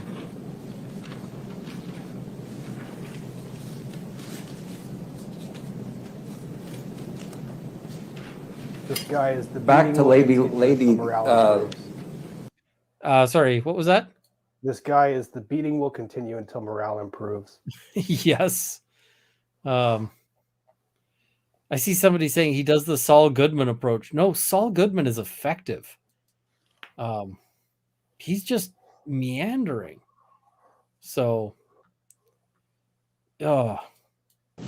Justice, please. I am finishing up. Oh, thank God. Plaintiff said, if these are my notes in his opening. You want to end strong. Don't come back to Lady Justice. Lady Justice was not the strong point. Yeah, and I know how this ends. Just keep going. It's going to get worse. She was dangerous and reckless. She's skiing with her 9-year-old son, who's a beginner. Just so you know. Yeah. Dangerous and reckless. You decide. We need your help. The community. Objection, Your Honor. This is argument again. Sustained. Thank you. Watch me ski. There was a comment somehow she was distracted. Gwyneth doesn't remember that. The kids don't remember that. But if I guess someone says, "Hey, look at me," but these aren't like 3-year-olds at a swimming pool. And she is focused. She is not distracted. She got taken out from behind. I mean, that's what happened. And oh my God.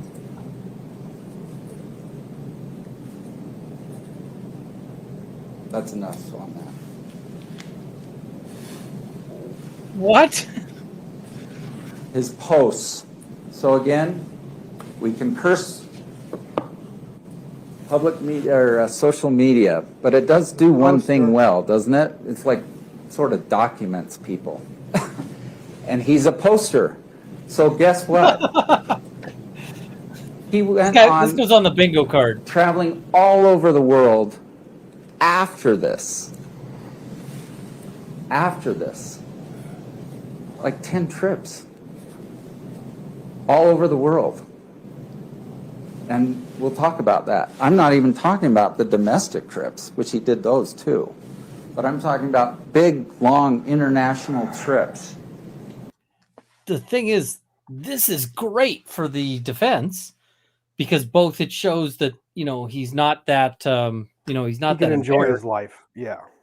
And also, I mean, they're going to be saying Gwyneth Paltrow is this elite.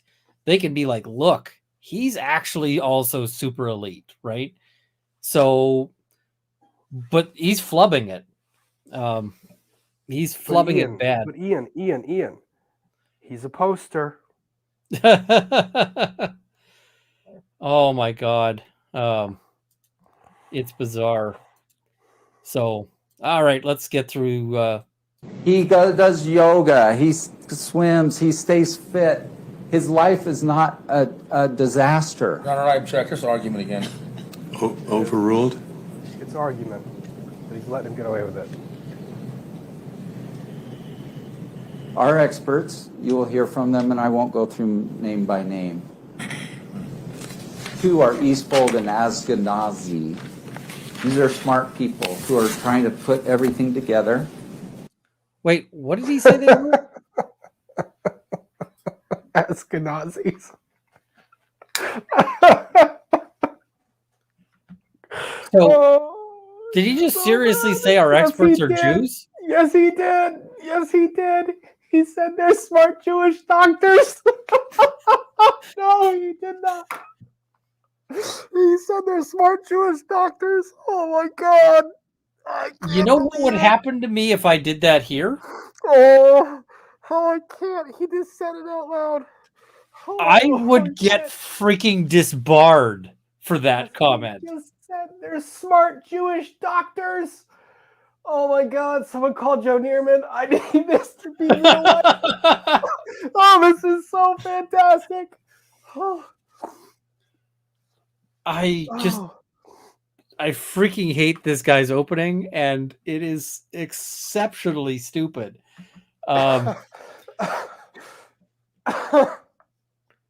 Like, how? I'm sorry, if I was Gwyneth Paltrow, I would be having some thoughts about that.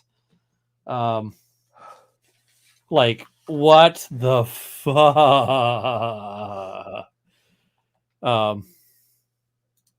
Yeah, I wish this one had like the Paltrow cam, because sometimes when you see these trial streams, they've got like the camera just aimed at. Oh my God! I just can't believe I actually heard that in real life. People are asking me if I can skip back. Let's see if I can successfully navigate back a couple minutes. Just. And she is focused. She is not distracted. She got taken out from behind. I mean, that's what happened. You went back too far. And It should have been 2 minutes. Okay.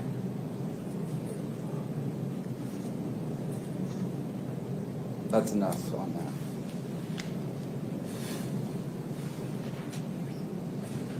His posts. So again, we can curse public media or social media, but it does do one thing well, doesn't it? It's like sort of documents people. And he's a poster. So guess what? Oh God. He went on I hate traveling the all over the world after this. After this. Like 10 trips. All over the world. And we'll talk about that. I'm not even talking about the domestic trips, which he did those too. But I'm talking about big, long international trips. He does yoga, he swims, he stays fit. His life is not a disaster. Your Honor, I object this argument again. Overruled? The judge is not sure on that one. Our experts, you will hear from them, and I won't go through name by name. 2 are Eastfold and Ashkenazi. These are smart people who are trying to put everything together and are just saying, so he's aging, he has prior problems, and he's now obsessed. Oh my God. Essentially with this lawsuit. I mean, I think the best thing after this is over, this will be a good thing, win or lose, I think. Objection, Your Honor. That's an argument. Sustained. They will say that. Our experts. Objection, Your Honor. Our experts will say that. Is that objectionable? No. I'm going to count You've been that as very an kind. overrule. I'm going to end here with Lady Justice.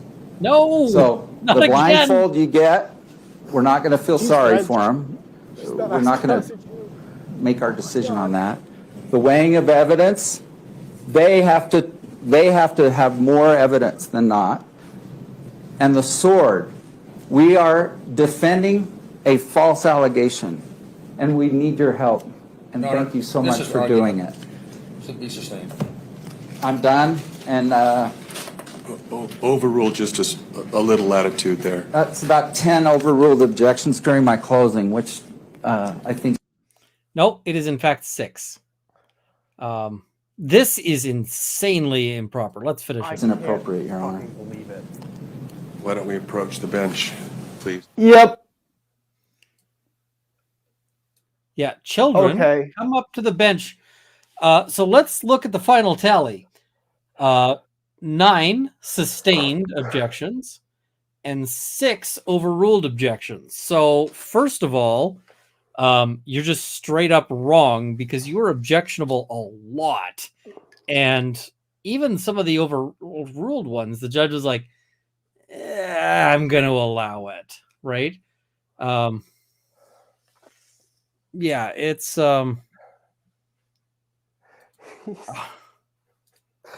And someone else caught it with a super chat that I didn't even hear. He said they're East Poland Ashkenazis.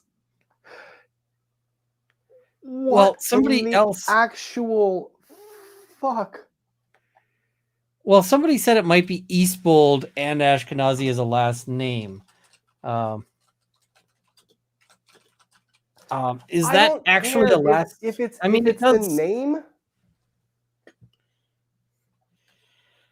If it's the name, I'll forgive the guy. If he's saying it's Eastbold and Ashkenazi, I understand that part, but you don't think that that's a bit of a fuck up when you're talking about doctors and you say Ashkenazi, and you don't It's- think that one person's going to make the improper connection? oh, I think that I think he was trying to do that. I don't think it was accidental because when he says, like, because he immediately leads into they're very smart, and like even if it's the last name, that's a very highly targeted last name, right? That was the worst closing I've ever seen before I caught that comment.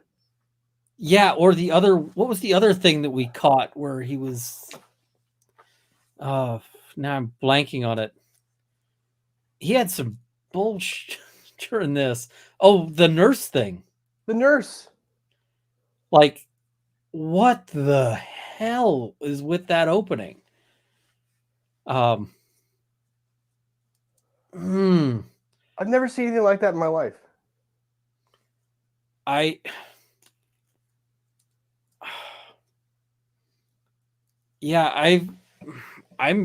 blown away. Honk Banana No, who's often in my chat, always sort of a good face there. I heard Eastbold and Ashkenazi, but it could have been East Polish Ashkenazi. I've never heard the term before, so I made the sounds made sense to me, which is all language is. So, yeah, I don't know. And let's assume it was Eastbold and Ashkenazi. Now, he does do this thing frequently where he's like, I'm not going to say anything more about that, but I'll say the thing. Right. So that is kind of his style, which is not a good style. It's just a weird style. But it looks like it's Eastvold. I don't at this point, I don't care. That's not even the point anymore. I don't if the expert's last name, even if it's the last name, is Ashkenazi. Yeah. You don't when you drop it like that, if there is one Jewish person, they might be real pissed. Yeah. Oh my God. Yeah, and we keep saying closing because this is sounding like he's doing it. It's supposed to be an opening.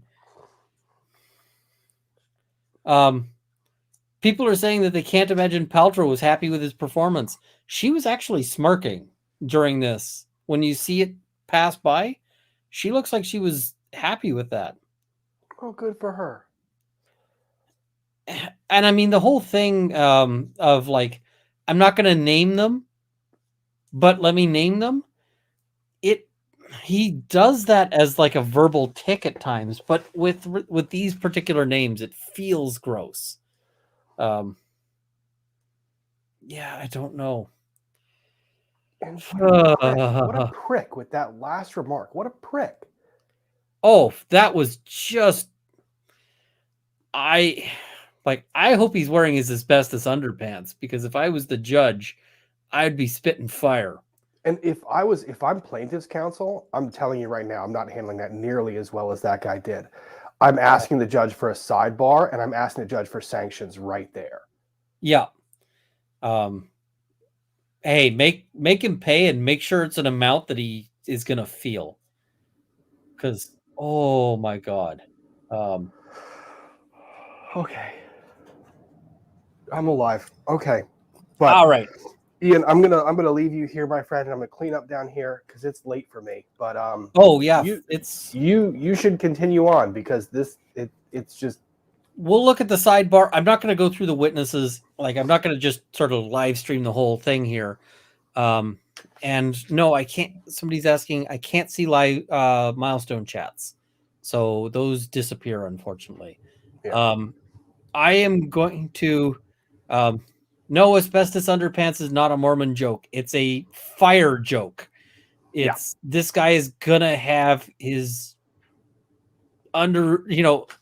his undercarriage burnt off by this by a pissed off judge is the proper sort of interpretation there. Yeah, I'm gonna just sort of talk about the witnesses and what they sort of said and how I thought they did. So yeah, we'll just have to see. And it looks like it might be a Dr. Eskenazi, which is the same origin of that. I don't know. I don't like how that came out, but I came out poorly. Yeah, it came out poorly. The thing is that the one thing that I will say is the saving grace is that it's a verbal tick he did several times with other things. And so I think it's just that he landed badly and it sounded racist, but I don't think he meant it that way. I think he just fell in it face first. You know, like if you fall on ice in my backyard and land in something Zora left, that's kind of what that felt like. Yep. So, yeah. So I will let you go because, yeah, you said you got to go and it's super late there. So yeah, it's pretty late. So I'm going to jump off, but I'll continue listening in. So thank you guys. And thank you, Ian, for having me. Thank you to the mods as well. Thank you. Thank you. Thank you. All right. So chat, sometimes I'm seeing some comments aimed at Mormons, and maybe knock it off because this really isn't a trial about that. So yeah, I know it's easy to kind of throw stones, but the chat should be a welcoming place for everybody. So yeah, depending on the comment, it may or may not get yanked. I'm just trying to say, hey, chill, right? All right, so we end up with actually, maybe I want to go back here. So here they are having their little sidebar. Let's watch the sidebar. The judge has an expression, and he's talking to plaintiff counsel initially. And now he turns and he's got some comments for defense counsel. And I think those comments are pretty I suspect he's got some pointed comments. So Yeah, and then everyone's going to sort of break apart. Now we've got what is it? We got Clark Kent there in the side. I think Clark Kent is probably a junior lawyer, and he's doing a good job. I think he's doing a pretty solid job. That's, I mean, he's sort of running the audio visual for one thing, and that's actually a tough thing because you got to be planned, you got to anticipate, you've got to, you got to know where things are going so that you can pull that up fast. And I see people saying they're blocking the judge's head. I want to see too. I would love to try to read lips on that one. I see the law firm is too small for there to be junior partners. I don't know if he's a partner, but he might be like an associate, working his way up on partner. He's there to help, right? He's a junior lawyer. Okay, we're going to take our noon recess at this time. I've been informed that lunch will be available for the jurors. Just to let you know, the parties have agreed to split the cost of lunches so that you don't have to try to travel out to go find lunch. You're certainly welcome to go if you'd like, but lunch will be provided for you, and we'll reconvene at 1 p.m. Thank you. I kind of like that gesture that they're providing them a lunch. I hope that they're getting catering so that they don't have to sort of linger in the cafeteria. At the Depp trial, the jurors were sort of wandering around and they were going to the cafeteria. And so there was times when I was like filming in this little, the one courtyard where you're allowed to film, and where I had to actually move or arrange my filming to not get jurors, because I was being very careful to make sure that no juror ever appeared in my live stream footage. So you didn't see any jurors in my live streaming, but sometimes I had to run away from jurors. So yeah, we'll just we'll see sort of what we'll sort of have a look at the witness here, and Now, so this is our first witness. Not this guy. I assume that you saw him skiing on each of those prior times, right? Yes. Tell the jury what kind of skier Terry Sanderson was, please. He was an advanced to expert, I'd say. He's Advanced to expert. He'd skied one run with me. It was an expert run. So let's talk about this guy. This guy is the sort of witness who saw things. He is the guy who was, present. I'm just blanking on his name right now. Just pulling it up. I'm trying to see if I can find it out of the complaint here. But he was sort of the standby on all of this, and basically says that he saw things. He's then trying to say, I wasn't really a friend of his. I was there just purely because I wanted to. We sort of met up as one of these like meetup groups, so I didn't really know this guy. I'm not, and the reason why they're going with that is that they want to say that he's not, biased. He's not. What is it? Yeah. I see law and crime are evidently going to be less contentious and feel bad about yeeting people, apparently, allegedly. If they make a statement about that, great.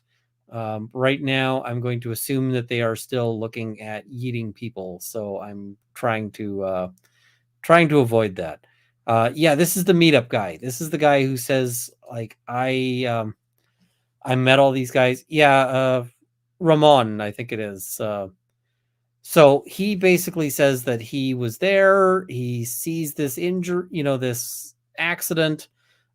He denies a bunch of Paltrow's claims in the sense of he says that there was never a that the plaintiff never apologized. He never said it was his fault.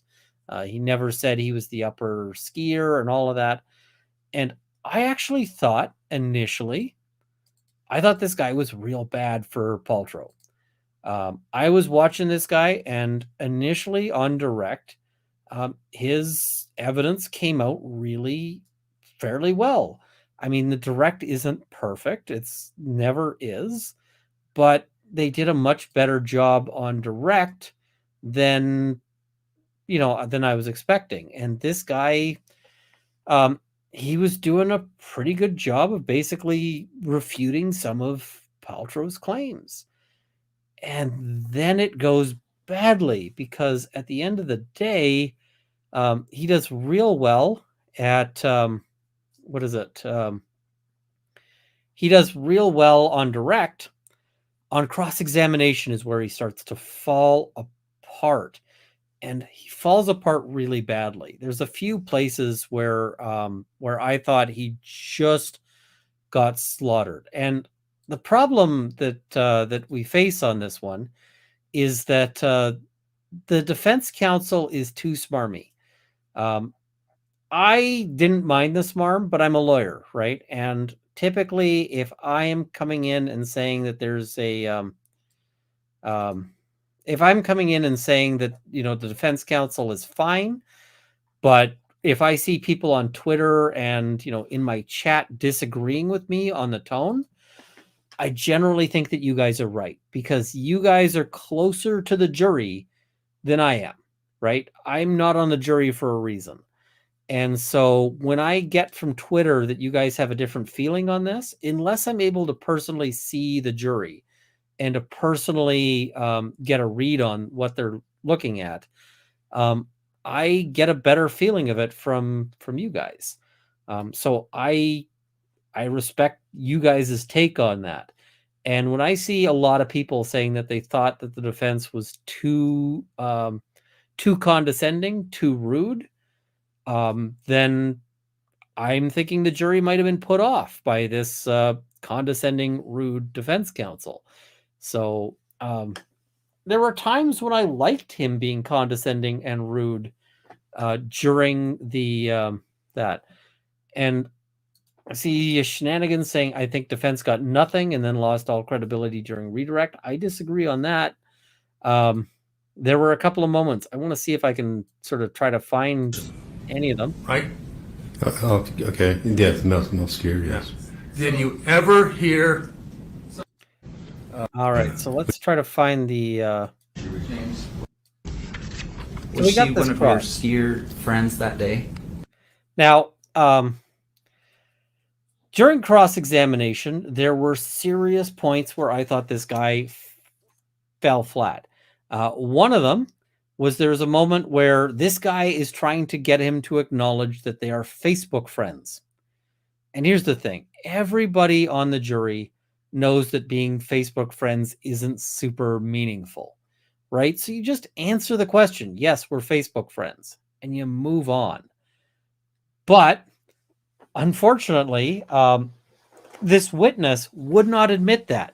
He would not, he wouldn't acknowledge it. He was like resisting. And that makes it look worse than it is. When I am, if I'm defense counsel and I have a weak point, but the witness won't acknowledge the weak point that I can clearly prove, that to me is a strong point. Because, so Facebook friends, we know that doesn't mean anything, right? There's plenty of people on Facebook that I'm friends with who I've never talked to. In fact, there's people who are my Facebook friends who I don't actually like. Maybe I should get rid of some of them, but like there are some people that I just, I see their posts. Some people I keep track of on Facebook just to know, like, hey, is this person being a jerk in ways that I'm going to have to worry about? Like, but this witness could not answer a question. He couldn't give a straight answer. And the failure to give a straight answer made him look bad. There were several points where this defense counsel was like, I have you in the transcript saying this thing.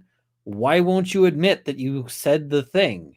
Why won't you admit that you the things that are obvious. So I ultimately think that the credibility of the of this witness by the end of it is not good. Now, the problem is that this lawyer may also have generated a tremendous antipathy towards basically the jurors may hate this lawyer. So, yeah, I keep track of X's to remind myself why they're X's. You know what? My X's are all pretty decent people with like one exception, and the exception I don't talk to or pay any attention to. So, like, I actually thought that defense did a really good job of neutralizing this witness who otherwise would have been very damaging to them. So at the end of the day, I think this was a win for the defense. Not like I came away initially on direct thinking that witness was going to be really bad for Paltrow. That's what I thought initially. I was like, oh shit, they're in trouble. This guy's a problem. And by the end of it, I came away going, I don't believe this guy. He was minimizing their relationship in a way that suggested that they were closer friends than they, thought.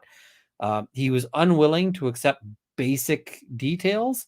It seemed to me like he was fudging, like he was prevaricating. I ultimately think defense destroyed this witness. And I know that some of my, colleagues say that it wasn't an effective cross. I certainly think it could have been better, but I think it got the job done. And I think that in large part, it got the job done because this guy was so bad. That was the problem. This guy really did a lot to blow himself up as a witness. And had he been a cagier witness, it might have been a little less, it might have gone worse for the defense. So yeah, I see they made him look unreliable, which was a win, but they lost a lot of credibility in the process unnecessarily. We'll see if it was worth it. I think part of the problem is that this lawyer is a bit of a dick. He's a bit of a jerk. He comes off like a condescending sack of crap, and we'll see a little bit more of that at the end of this stream. Like, I'm going to sort of look at some bits at the end. He just seems like a real jerk face in a lot of ways, and that's not good. There is a time and a place, an absolute time and a place for being a jerk to a witness, like an absolute place for it. But you have to earn that with the jury. You have to establish with the jury that you are, you have to get the jury hating the guy first, and then you can be mean to him, because the jury's okay with you being a jerk to the witness if they hate the witness and think that you should be being a jerk to them. But they don't give you credit for that if you start out there. And my philosophy is that when I'm cross-examining a witness, I want to start off nice. And the reason why is because you can always go mean later. You can always get, you can always get in the mud later on, but you can't go from being harsh, from being mean to being nice. It just doesn't work. You can't get there. And there are times that you can accomplish so much more by being a nice person, like nice to the witness, even a witness that you're cross-examining, than you can with harshness and snark. I have sometimes, as a defense lawyer, I've played dumb. I had a situation where a police officer was basically thinking that I was stupid because I was letting him think that, and he was getting condescending and snippy to me. And I can tell you, the judge, and it was a judge alone trial because lots of Canadian trials are judge alone. The judge started to hate this cop because he was being snarky and snippy to me when he has no no take or no right to it. So, all right, let's. So that's kind of this witness and my take on that. There were some great moments, like the one moment where the witness is refusing to acknowledge something that's right in the transcript that he's being shown, and he goes, and this defense lawyer goes, "Oh boy." I was like, I kind of like that. Now, I'm a snarky guy, so maybe I'm not that. I see somebody saying, how many cops have I made cry? Cops don't typically cry. I've made some cops unhappy. One cop followed me for about 45 minutes after a trial, like followed my car. So yeah. And Vicky, I am really sorry to hear that. The chat tonight has been hurtful and disrespectful to Utah and the Church of Jesus Christ and Latter-day Saints. Disappointed.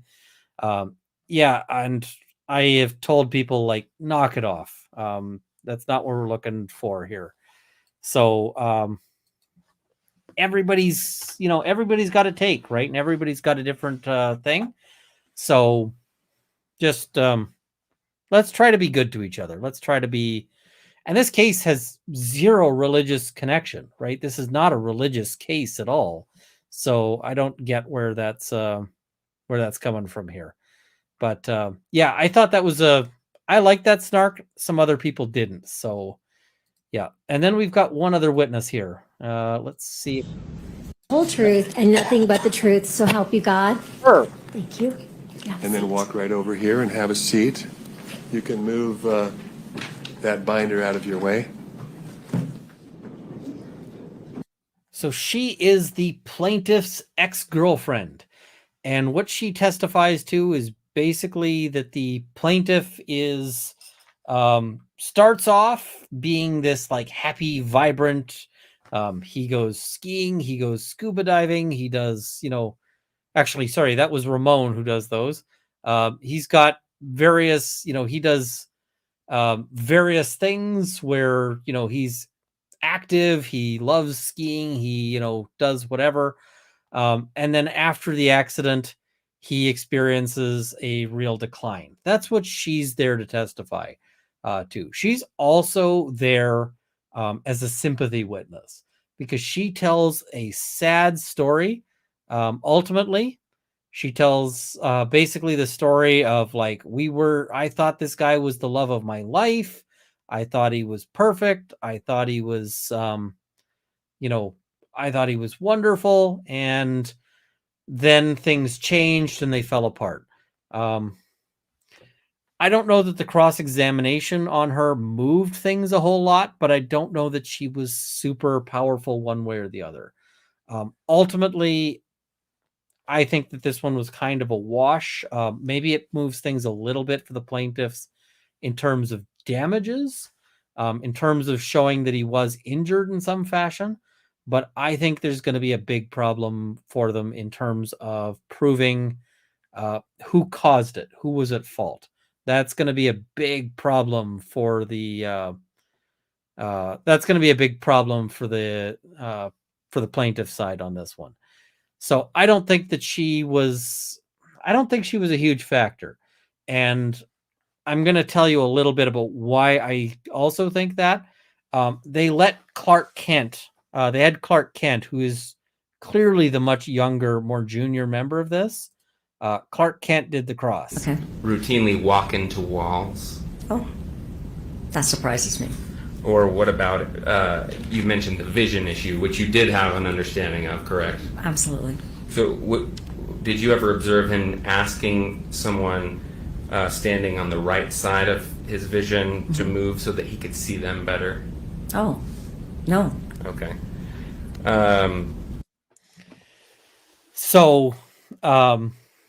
Yeah. Clark Kent did a decent job. I mean, he wasn't fantastic. I see some people are mocking that he's got braces. I mean, I had braces up until late, and that was because my orthodontist screwed up. So I ended up with braces late into life. But I kind of like this guy. I'm kind of on team Clark Kent. I I find he's actually the most personable guy here so far. Yeah, he's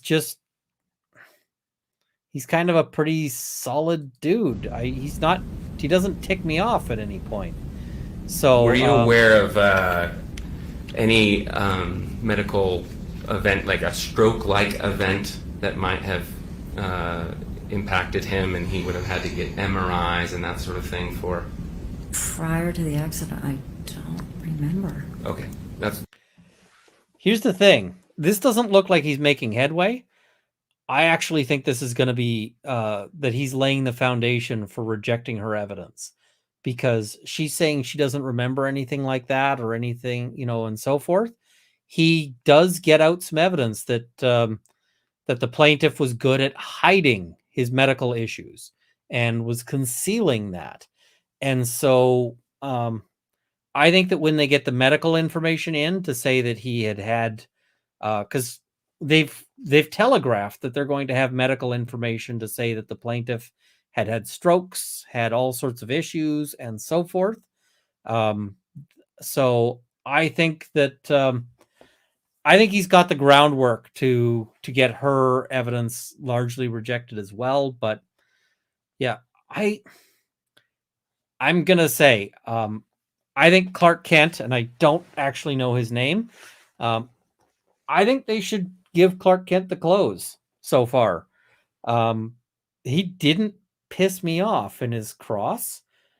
He didn't snark, like he didn't, and he was able to deliver things. He's able to articulate a sort of constant theory there. So I might say give him the close. He might do a better job with it, because Lord knows the senior lawyer on this one did a terrible job. Just, Owen did a terrible job on that. So I'd say, yeah.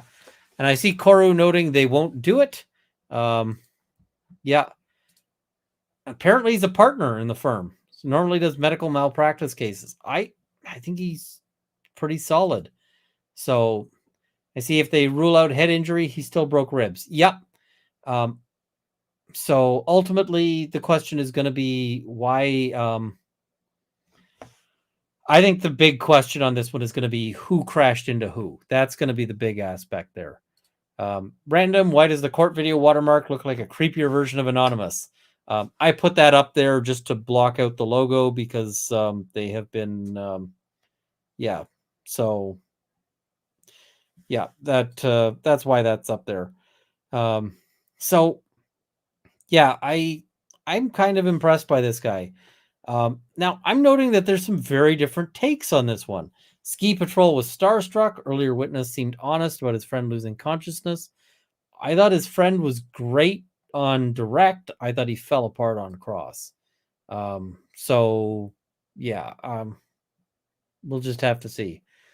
Yeah, I don't know why there's people sort of what's going on, but it is what it is. I see. Was he still working? Any medical impairment, mental impairment might have caused him to stop working when he didn't want, so he hid his condition. Yeah, I don't know. And apparently his name is James. So, yeah, I'm on Team James on this one.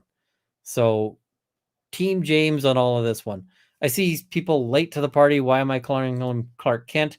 2 reasons. One, let's that's okay. If that's the truth, that's fine. I mean, he's really got the Clark Kent build, right? And he's got the glasses. This guy looks like he could whip off the glasses, bust open the suit, and just fly off to save some kids. Like, he totally seems like that is what he... So, that's why I've been calling him Clark Kent. But yeah, apparently it's James. So, yeah, Team James on this one. I see. How about Team Truth? I mean, we're going to figure out what the truth is. That's kind of the hope on this one. I'm just saying that I kind of like this guy as a lawyer. So, yeah. I see Paltrow has a really strong case and a horrible defense. I really want to see we're going to have to see how the evidence shakes out, right? We're super early on this. We are really, we're going to have to figure out what this ends up looking like, because it could be that the evidence comes out with a bombshell one way or the other. So I see somebody saying maybe a pic of Zora instead of the mask next time. Maybe. I am thinking that we're going to have to, I might have to use a picture of what's his lawyer, Owen, there with his tongue sticking out. So yeah, I thought this guy did a great job. I mean, he didn't move the needle, in the sense of any bombshells, but I think he laid the groundwork for that. So lots of people say change the mask. I'll try to get that changed out for next time. All right, so we will fill in. I want to talk about the end here. Is there anything that the lawyer? So at the end, the lawyers basically allow for Paltrow to leave ahead, and that makes sense, right? They want to get her out before the sort of the crowd of witnesses and so forth. But let's watch this interaction, because I think that this interaction is interesting. See, Koru is saying, why wouldn't Law and Crime want their logo there? Law and Crime has been striking streams, and one of the arguments, I think, is they're saying, hey, you used our logo that's copyrighted for us. So, nope. So, There's need to address right now. Yes, briefly, Your Honor. It'd be nice to get our monitors working. Is that a possibility, or did we give up? So this is working on tech issues. I guess that's up to you. It sounds like we're giving up. Is that true? We can try after this. Okay. And then our witness... As I mentioned before, there is a very large monitor in the courtroom next to us, and if it's not being, I think tomorrow it'll be used by the commissioner. Well, there is one for this room, so we have a large monitor that could be rolled in front of that screen and used. If you'd like to. In addition to that screen? Yeah, there's a large television monitor with an HDMI port on it. And we put it where again? I'm sorry. Well, you can put it where that screen is, so you could roll it back and forth as necessary. I'd like, gentlemen, and Kristen, sorry, if they're offering a big screen, do we want it or do we don't want it? Why don't we bring it in right now and you can take a look at it? Okay, and then we just need to leave. I don't think we're abandoning it. We like that better. Thanks. Okay, and then a witness line up for tomorrow from the plaintiffs, please. I'm sorry, say again? Witness line up for tomorrow. Here we go. In the morning, and because I think it's Sam Goldstein in the afternoon, isn't it?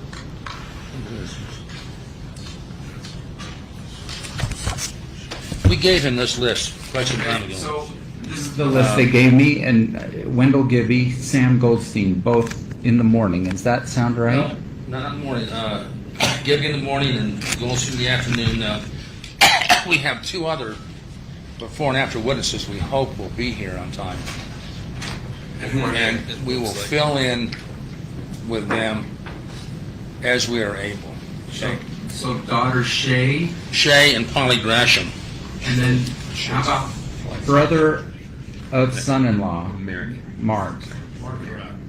Are those three planning to go tomorrow? He's coming Friday. He's coming Friday. Thank you for that. So it sounds like 4 witnesses tomorrow: Gibby, Goldstein, Shay, and Polly. Depends on the length of how we go. We hope we'll have 4 witnesses tomorrow. One of them's flying in from Montana, and the other one, Washington. So, but no more than those 4. Well, if we have extra time, we've told him this, and we've advised the court. Look at this snippiness. Paltrow.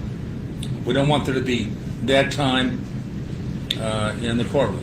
So that's a question why I'm asking, Your Honor, because what's the lineup? I don't want coyness. I wanted this. Hey, there's no coyness here. Okay, so times. I gave you this 3 weeks ago. You sat in my conference room. I showed you my trial plan. Gibby, Goldstein, Shea, Hawley. And I really don't like we notified you. Can I just get a yes from that? Like, those are the four plans. We notified Shut up. him that we could Defense. call Gwyneth Paltrow at any time if there was dead time. So there's a chance you may call her tomorrow? Possibly. We're planning on calling her Friday. That's our plan. Okay. So But those four, I mean, can we just get a yes? 5. Possibly Gwyneth. That's 5. Now, I mean, if we don't, in all fairness, Mr. Owens, if he doesn't have a witness available, then he's eating up his trial time with dead time.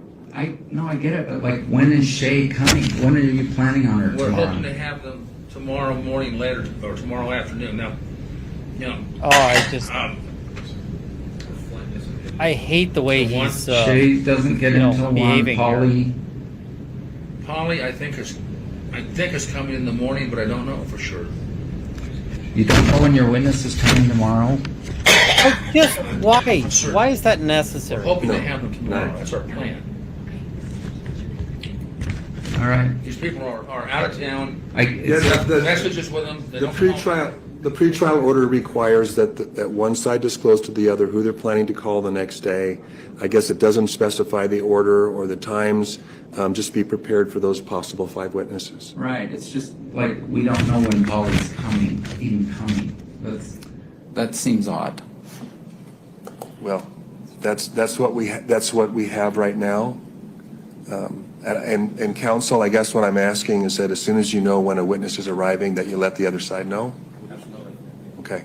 Believe me, if I had a, what did Shea tell you? She said her flight doesn't get in until 1 o'clock, so she's going to try to come right up here after that and be available early-ish afternoon.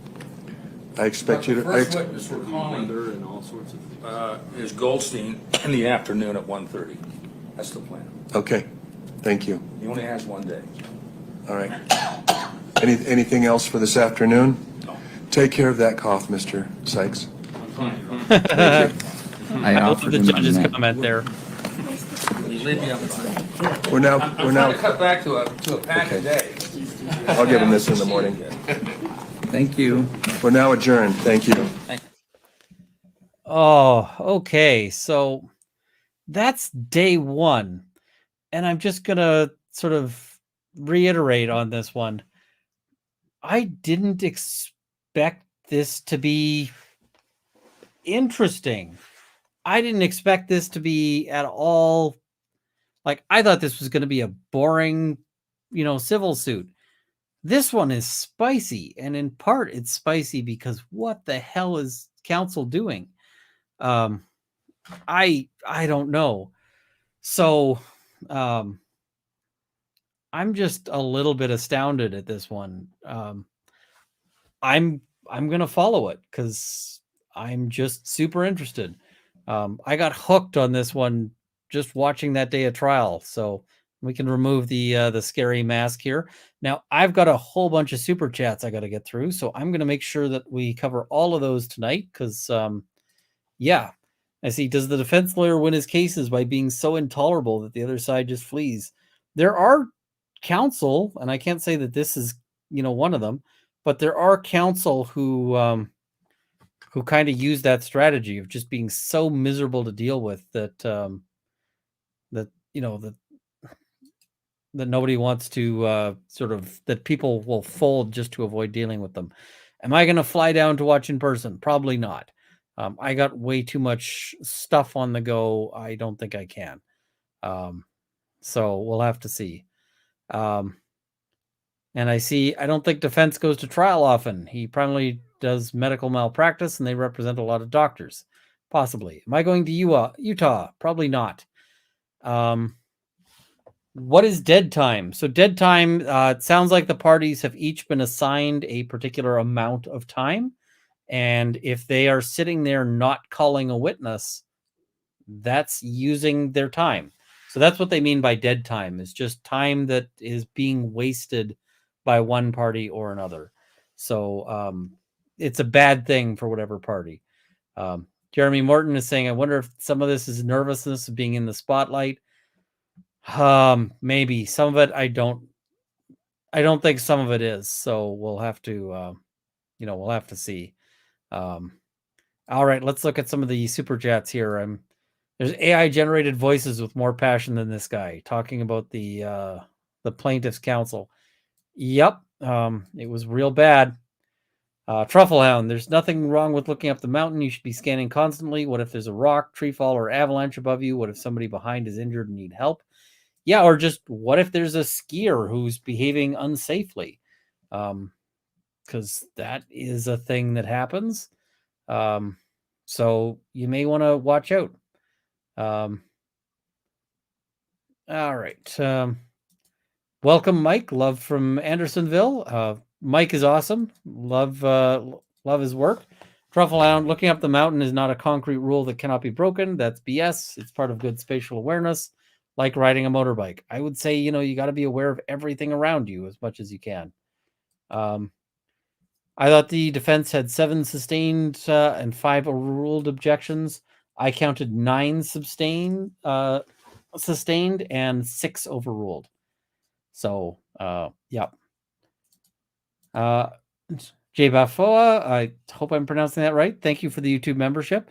Always love your Twitter comments and so forth. And I consider it an honor to have you here as a member because I know you are choosy about who you support. So I appreciate that tremendously. Catatonic, his delivery is drier than his throat.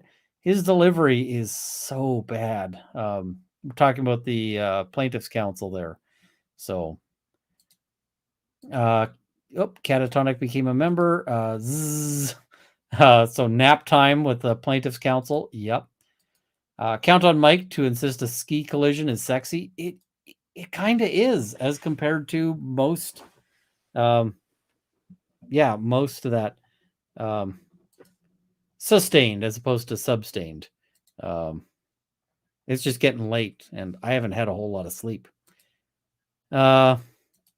K Sarah, I guess, became a YouTube member. Awesome. Watched Half Day today at Law Talk with Mike and it was fun. Before that, it was like pulling teeth. Yep. Watching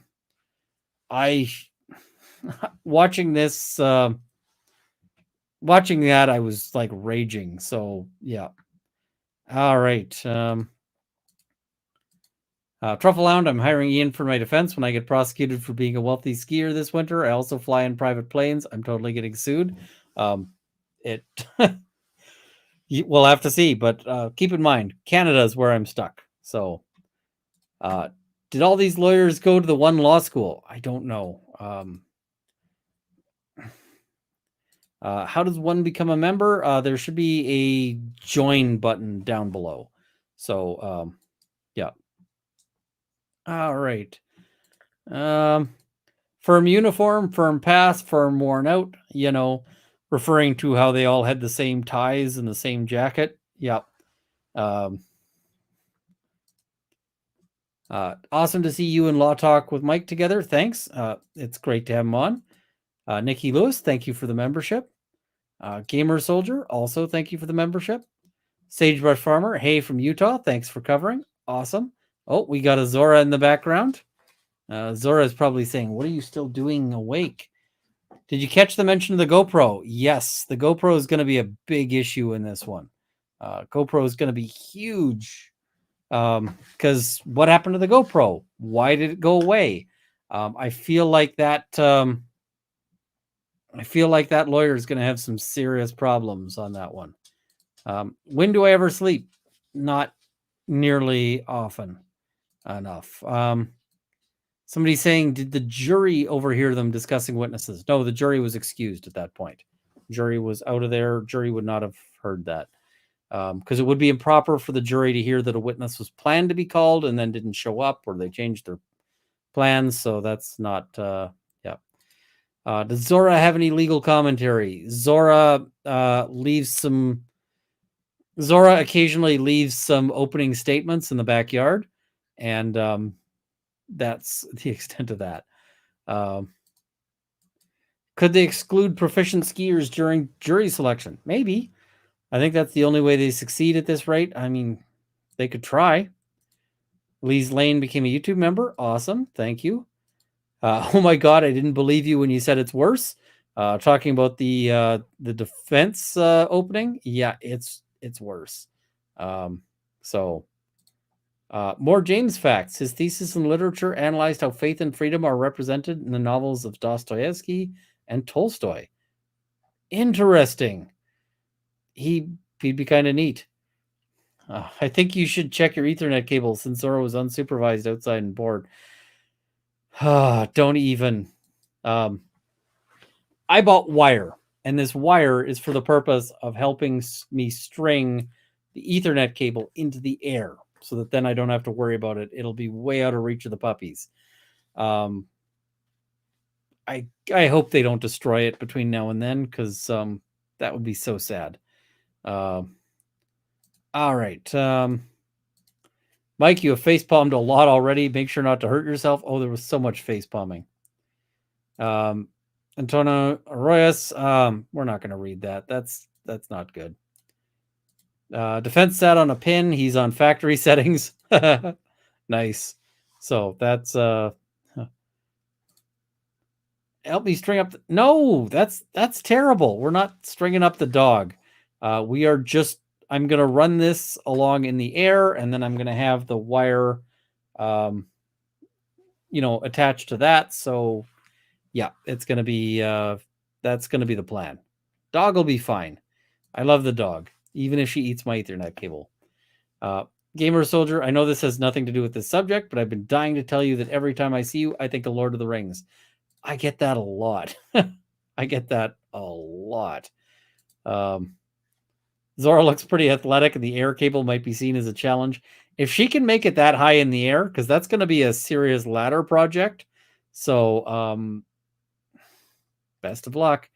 I would coat the Ethernet cable in hot sauce, except Zora likes hot sauce. So, yeah. Where's Potter? Potter is napping. Potter is, he's an older gentleman, and he just kind of likes chilling out. I wonder if he's nervous. Is that it? He might be. The scent of one of her terrible candles crashed into me and caused a TBI, lawsuit worthy. Professor of Logic, that's terrible and also kind of hilarious. Natalie Lawyer Chick is fantastic as well. Yes, absolutely. All right, where's Mr. Potter? Pup, he is downstairs. He's having a nap. So Potter is chilling out. I can't focus on anything except the one lawyer not in a red tie. Did they not call him? Do they not like him? Where's the T? Or what's the T? I love that. Slim Jim Slim became a YouTube member. Awesome. Hope you continue recaps throughout this case. I'm planning on making most of them a little shorter than that. See, hi, you've been streaming for 4 hours, not notified. Sorry, YouTube sometimes doesn't do that. I post them on Twitter. So Tia Nina became a YouTube member. Awesome. Runkle Rob, it's my birthday today. True red blooded Aries, the Ram, first of the fire signs. Happy birthday, Tia Nina. Hopefully it's still your birthday. And I see, have you tried encasing the cable in a buried PVC or metal pipe? That is a plan for later. Right now, Edmonton is doing this thing called winter that will prevent that, because you don't want to dig in that. Sorry, I think, but I think that is BS. The instructor has nothing to make. She will hire him again, and the day's trip was large. Talking about the financial incentive, I think. Yeah. So, yeah, I mean, I guess she could make some money on that. Sanderson is not in the courtroom, does not want to face his accuser. He is a liar.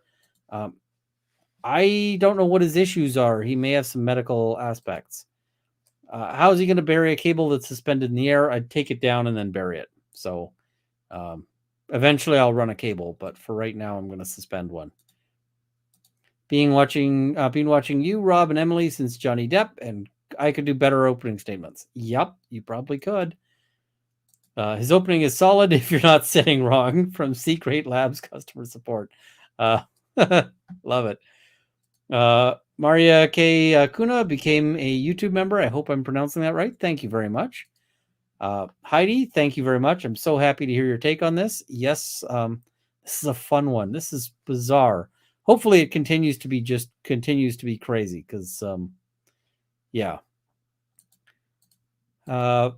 Nicole Christine, you guys look up Stephen Owens. This guy was president of the Utah State Bar and then a commissioner for 6 years. It's wild. I guess I'll have to look him up.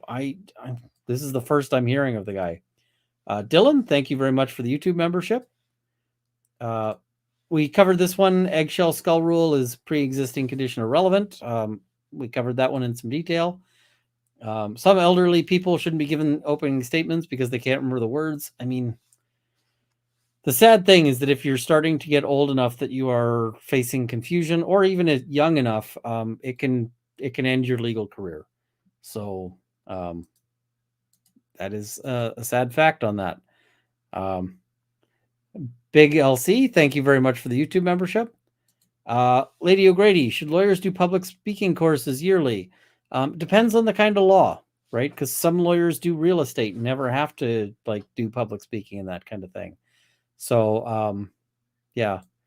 I see the opening remarks said his client was out of the room as it wasn't complimentary to his mental state and it wouldn't go well with his mental state. Yeah, I'm wondering if he has some issues that might cause anger or the like if he was hearing that. If he might be somebody who would interrupt or yeah, I don't know. Lawcat, thank you very much for the YouTube membership. 200 Watt Studio, that's what his wife sees before sleeping. I think that was the tongue sticking out.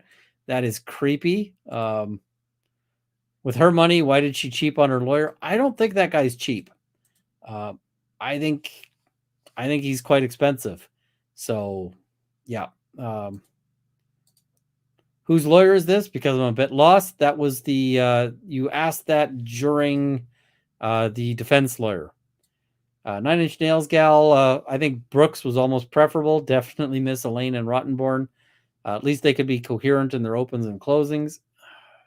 Rottenborn did a way better job than either of them. I think even Elaine would have done a better job than either of these two. Yeah, I think so. Ian, will you continue to cover this trial? Just asking so I can plan accordingly. Yep, I might not be able to do too much for recap tomorrow, but we'll see. I'm going to try. So Steve C., a bow tie would complete this guy. That is a great calumny against bow ties. Bow ties have done nothing wrong.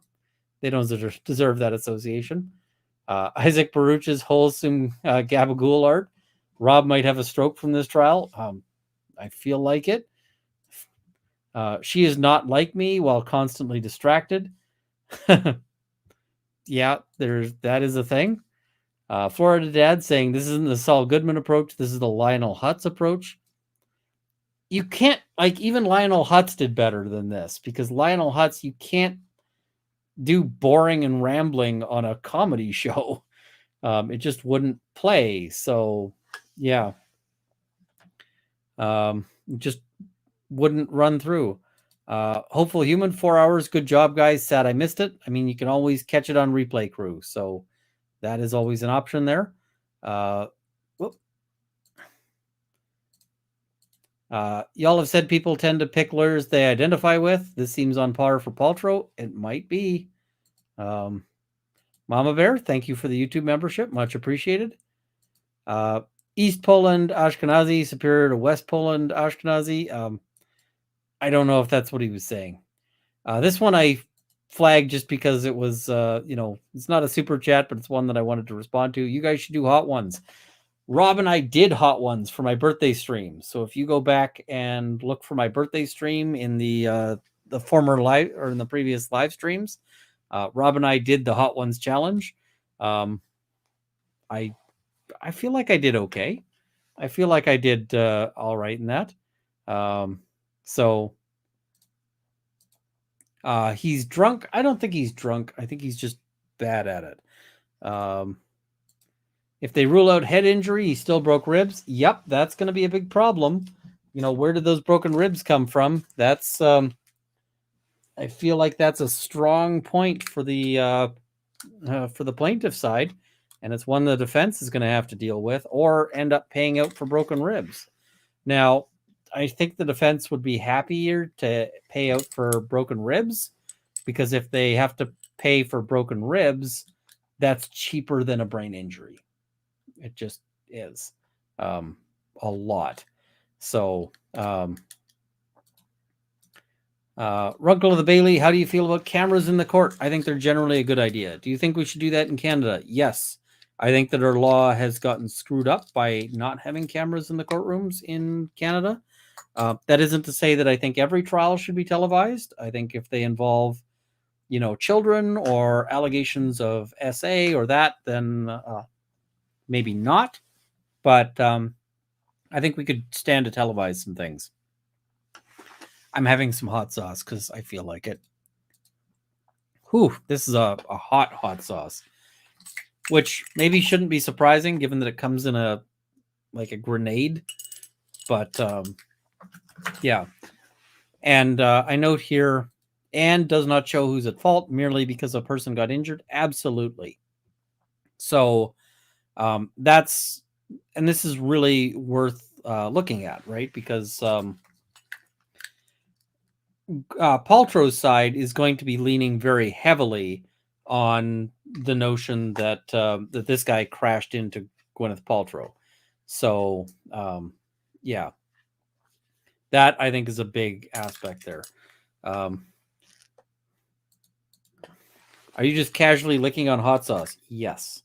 And not just like minor hot sauce. The hot sauces I've got are some really powerful hot sauces. So I just like hot sauce. When am I going to try the gummy bear is a question. I still have the gummy bear right here.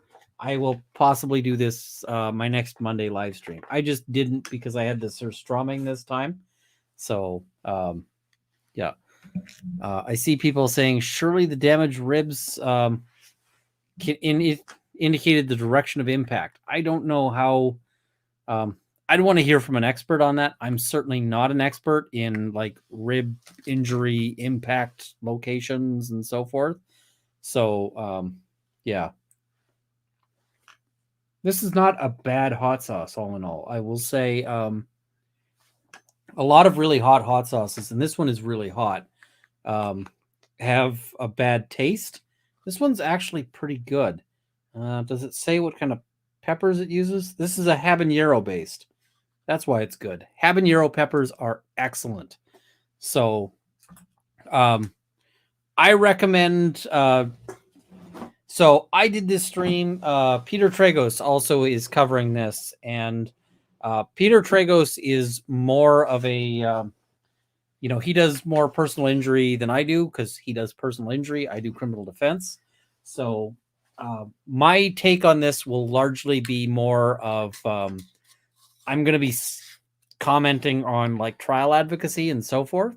He's going to be the guy who is going to be better able to comment on some of the legal issues. Straight up, he's going to be better at some of that than I am.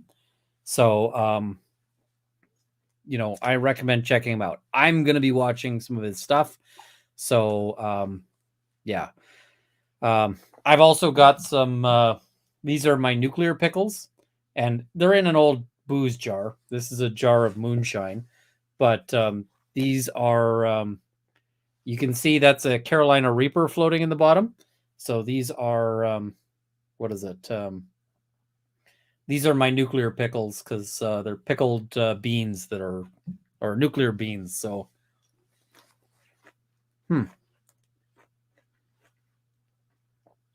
all right. Tomorrow I'm going to try to do a live stream to sort of do a recap. I'm going to do a much shorter live stream than this because this one I really wanted to go through all of the opening statements because they were just so bad. But yeah, I'll do a shorter review just talking about what witnesses we heard, what I thought were the strong points, what I thought were the weak points, and yeah. Somebody's asking what flavor of moonshine? Saskatoon berry moonshine. I can say it wasn't actually super fantastic. I like the beans a lot better than I like the moonshine. So I see people saying, make sure to be careful what I touch from now until I wash the spicy off. Yes, absolutely. So we'll see what happens. I'm really excited to see how this one goes. I didn't think I'd like this trial. I didn't think I was interested in it. But, and I see Nicole is saying very interested in the experts. Plaintiff dropped some familiar names. I work in the field neuropsychology. I have not done anything with neuropsychology in a long time. I got a psych degree for my undergrad, but that was, more than a decade ago. So I'm going to be curious about the neuropsych aspects as well. I hope that they show us the MRIs and show us the, show us those details, because that I think would be really interesting. We'll see. I mean, there's a lot of money on the line, a lot of money that's been spent. And yeah. And Delegality is saying, Drat, by name that sounded delicious, but then again, Saskatoon berry could be horrible. Yeah, it just wasn't that great. So, all right. Now I'm gonna go and it is almost 11. I'm gonna go see about doing some airbrushing. It might be too late. I might have to leave that till tomorrow. So yeah. I'm gonna sort of let everyone go here. We'll sort of see how people are, and I covered that one. Yeah, lots of hot sauces don't go for flavor. They go for sheer burn, and that's sad. It can burn and taste good. Absolutely. There are some really good tasting hot sauces out there. I will probably start doing like a hot sauce discussion on some of my Monday streams when I feel like it. Like, hey, I've made myself some wings. Let's review a hot sauce. Because I like hot sauces, and an excuse to eat hot sauce is a good thing. I don't do the drunk streams. I don't do the like super chats for cash or for shots. I might do I don't know. Maybe I'll do a super chats for puppy treats. That might be a fun one. But I can't let Potter get too fat, so that's the wrinkle. Anyway, good night, everybody, and I will hit the end broadcast here because otherwise I'll be at this for a long time. So see ya.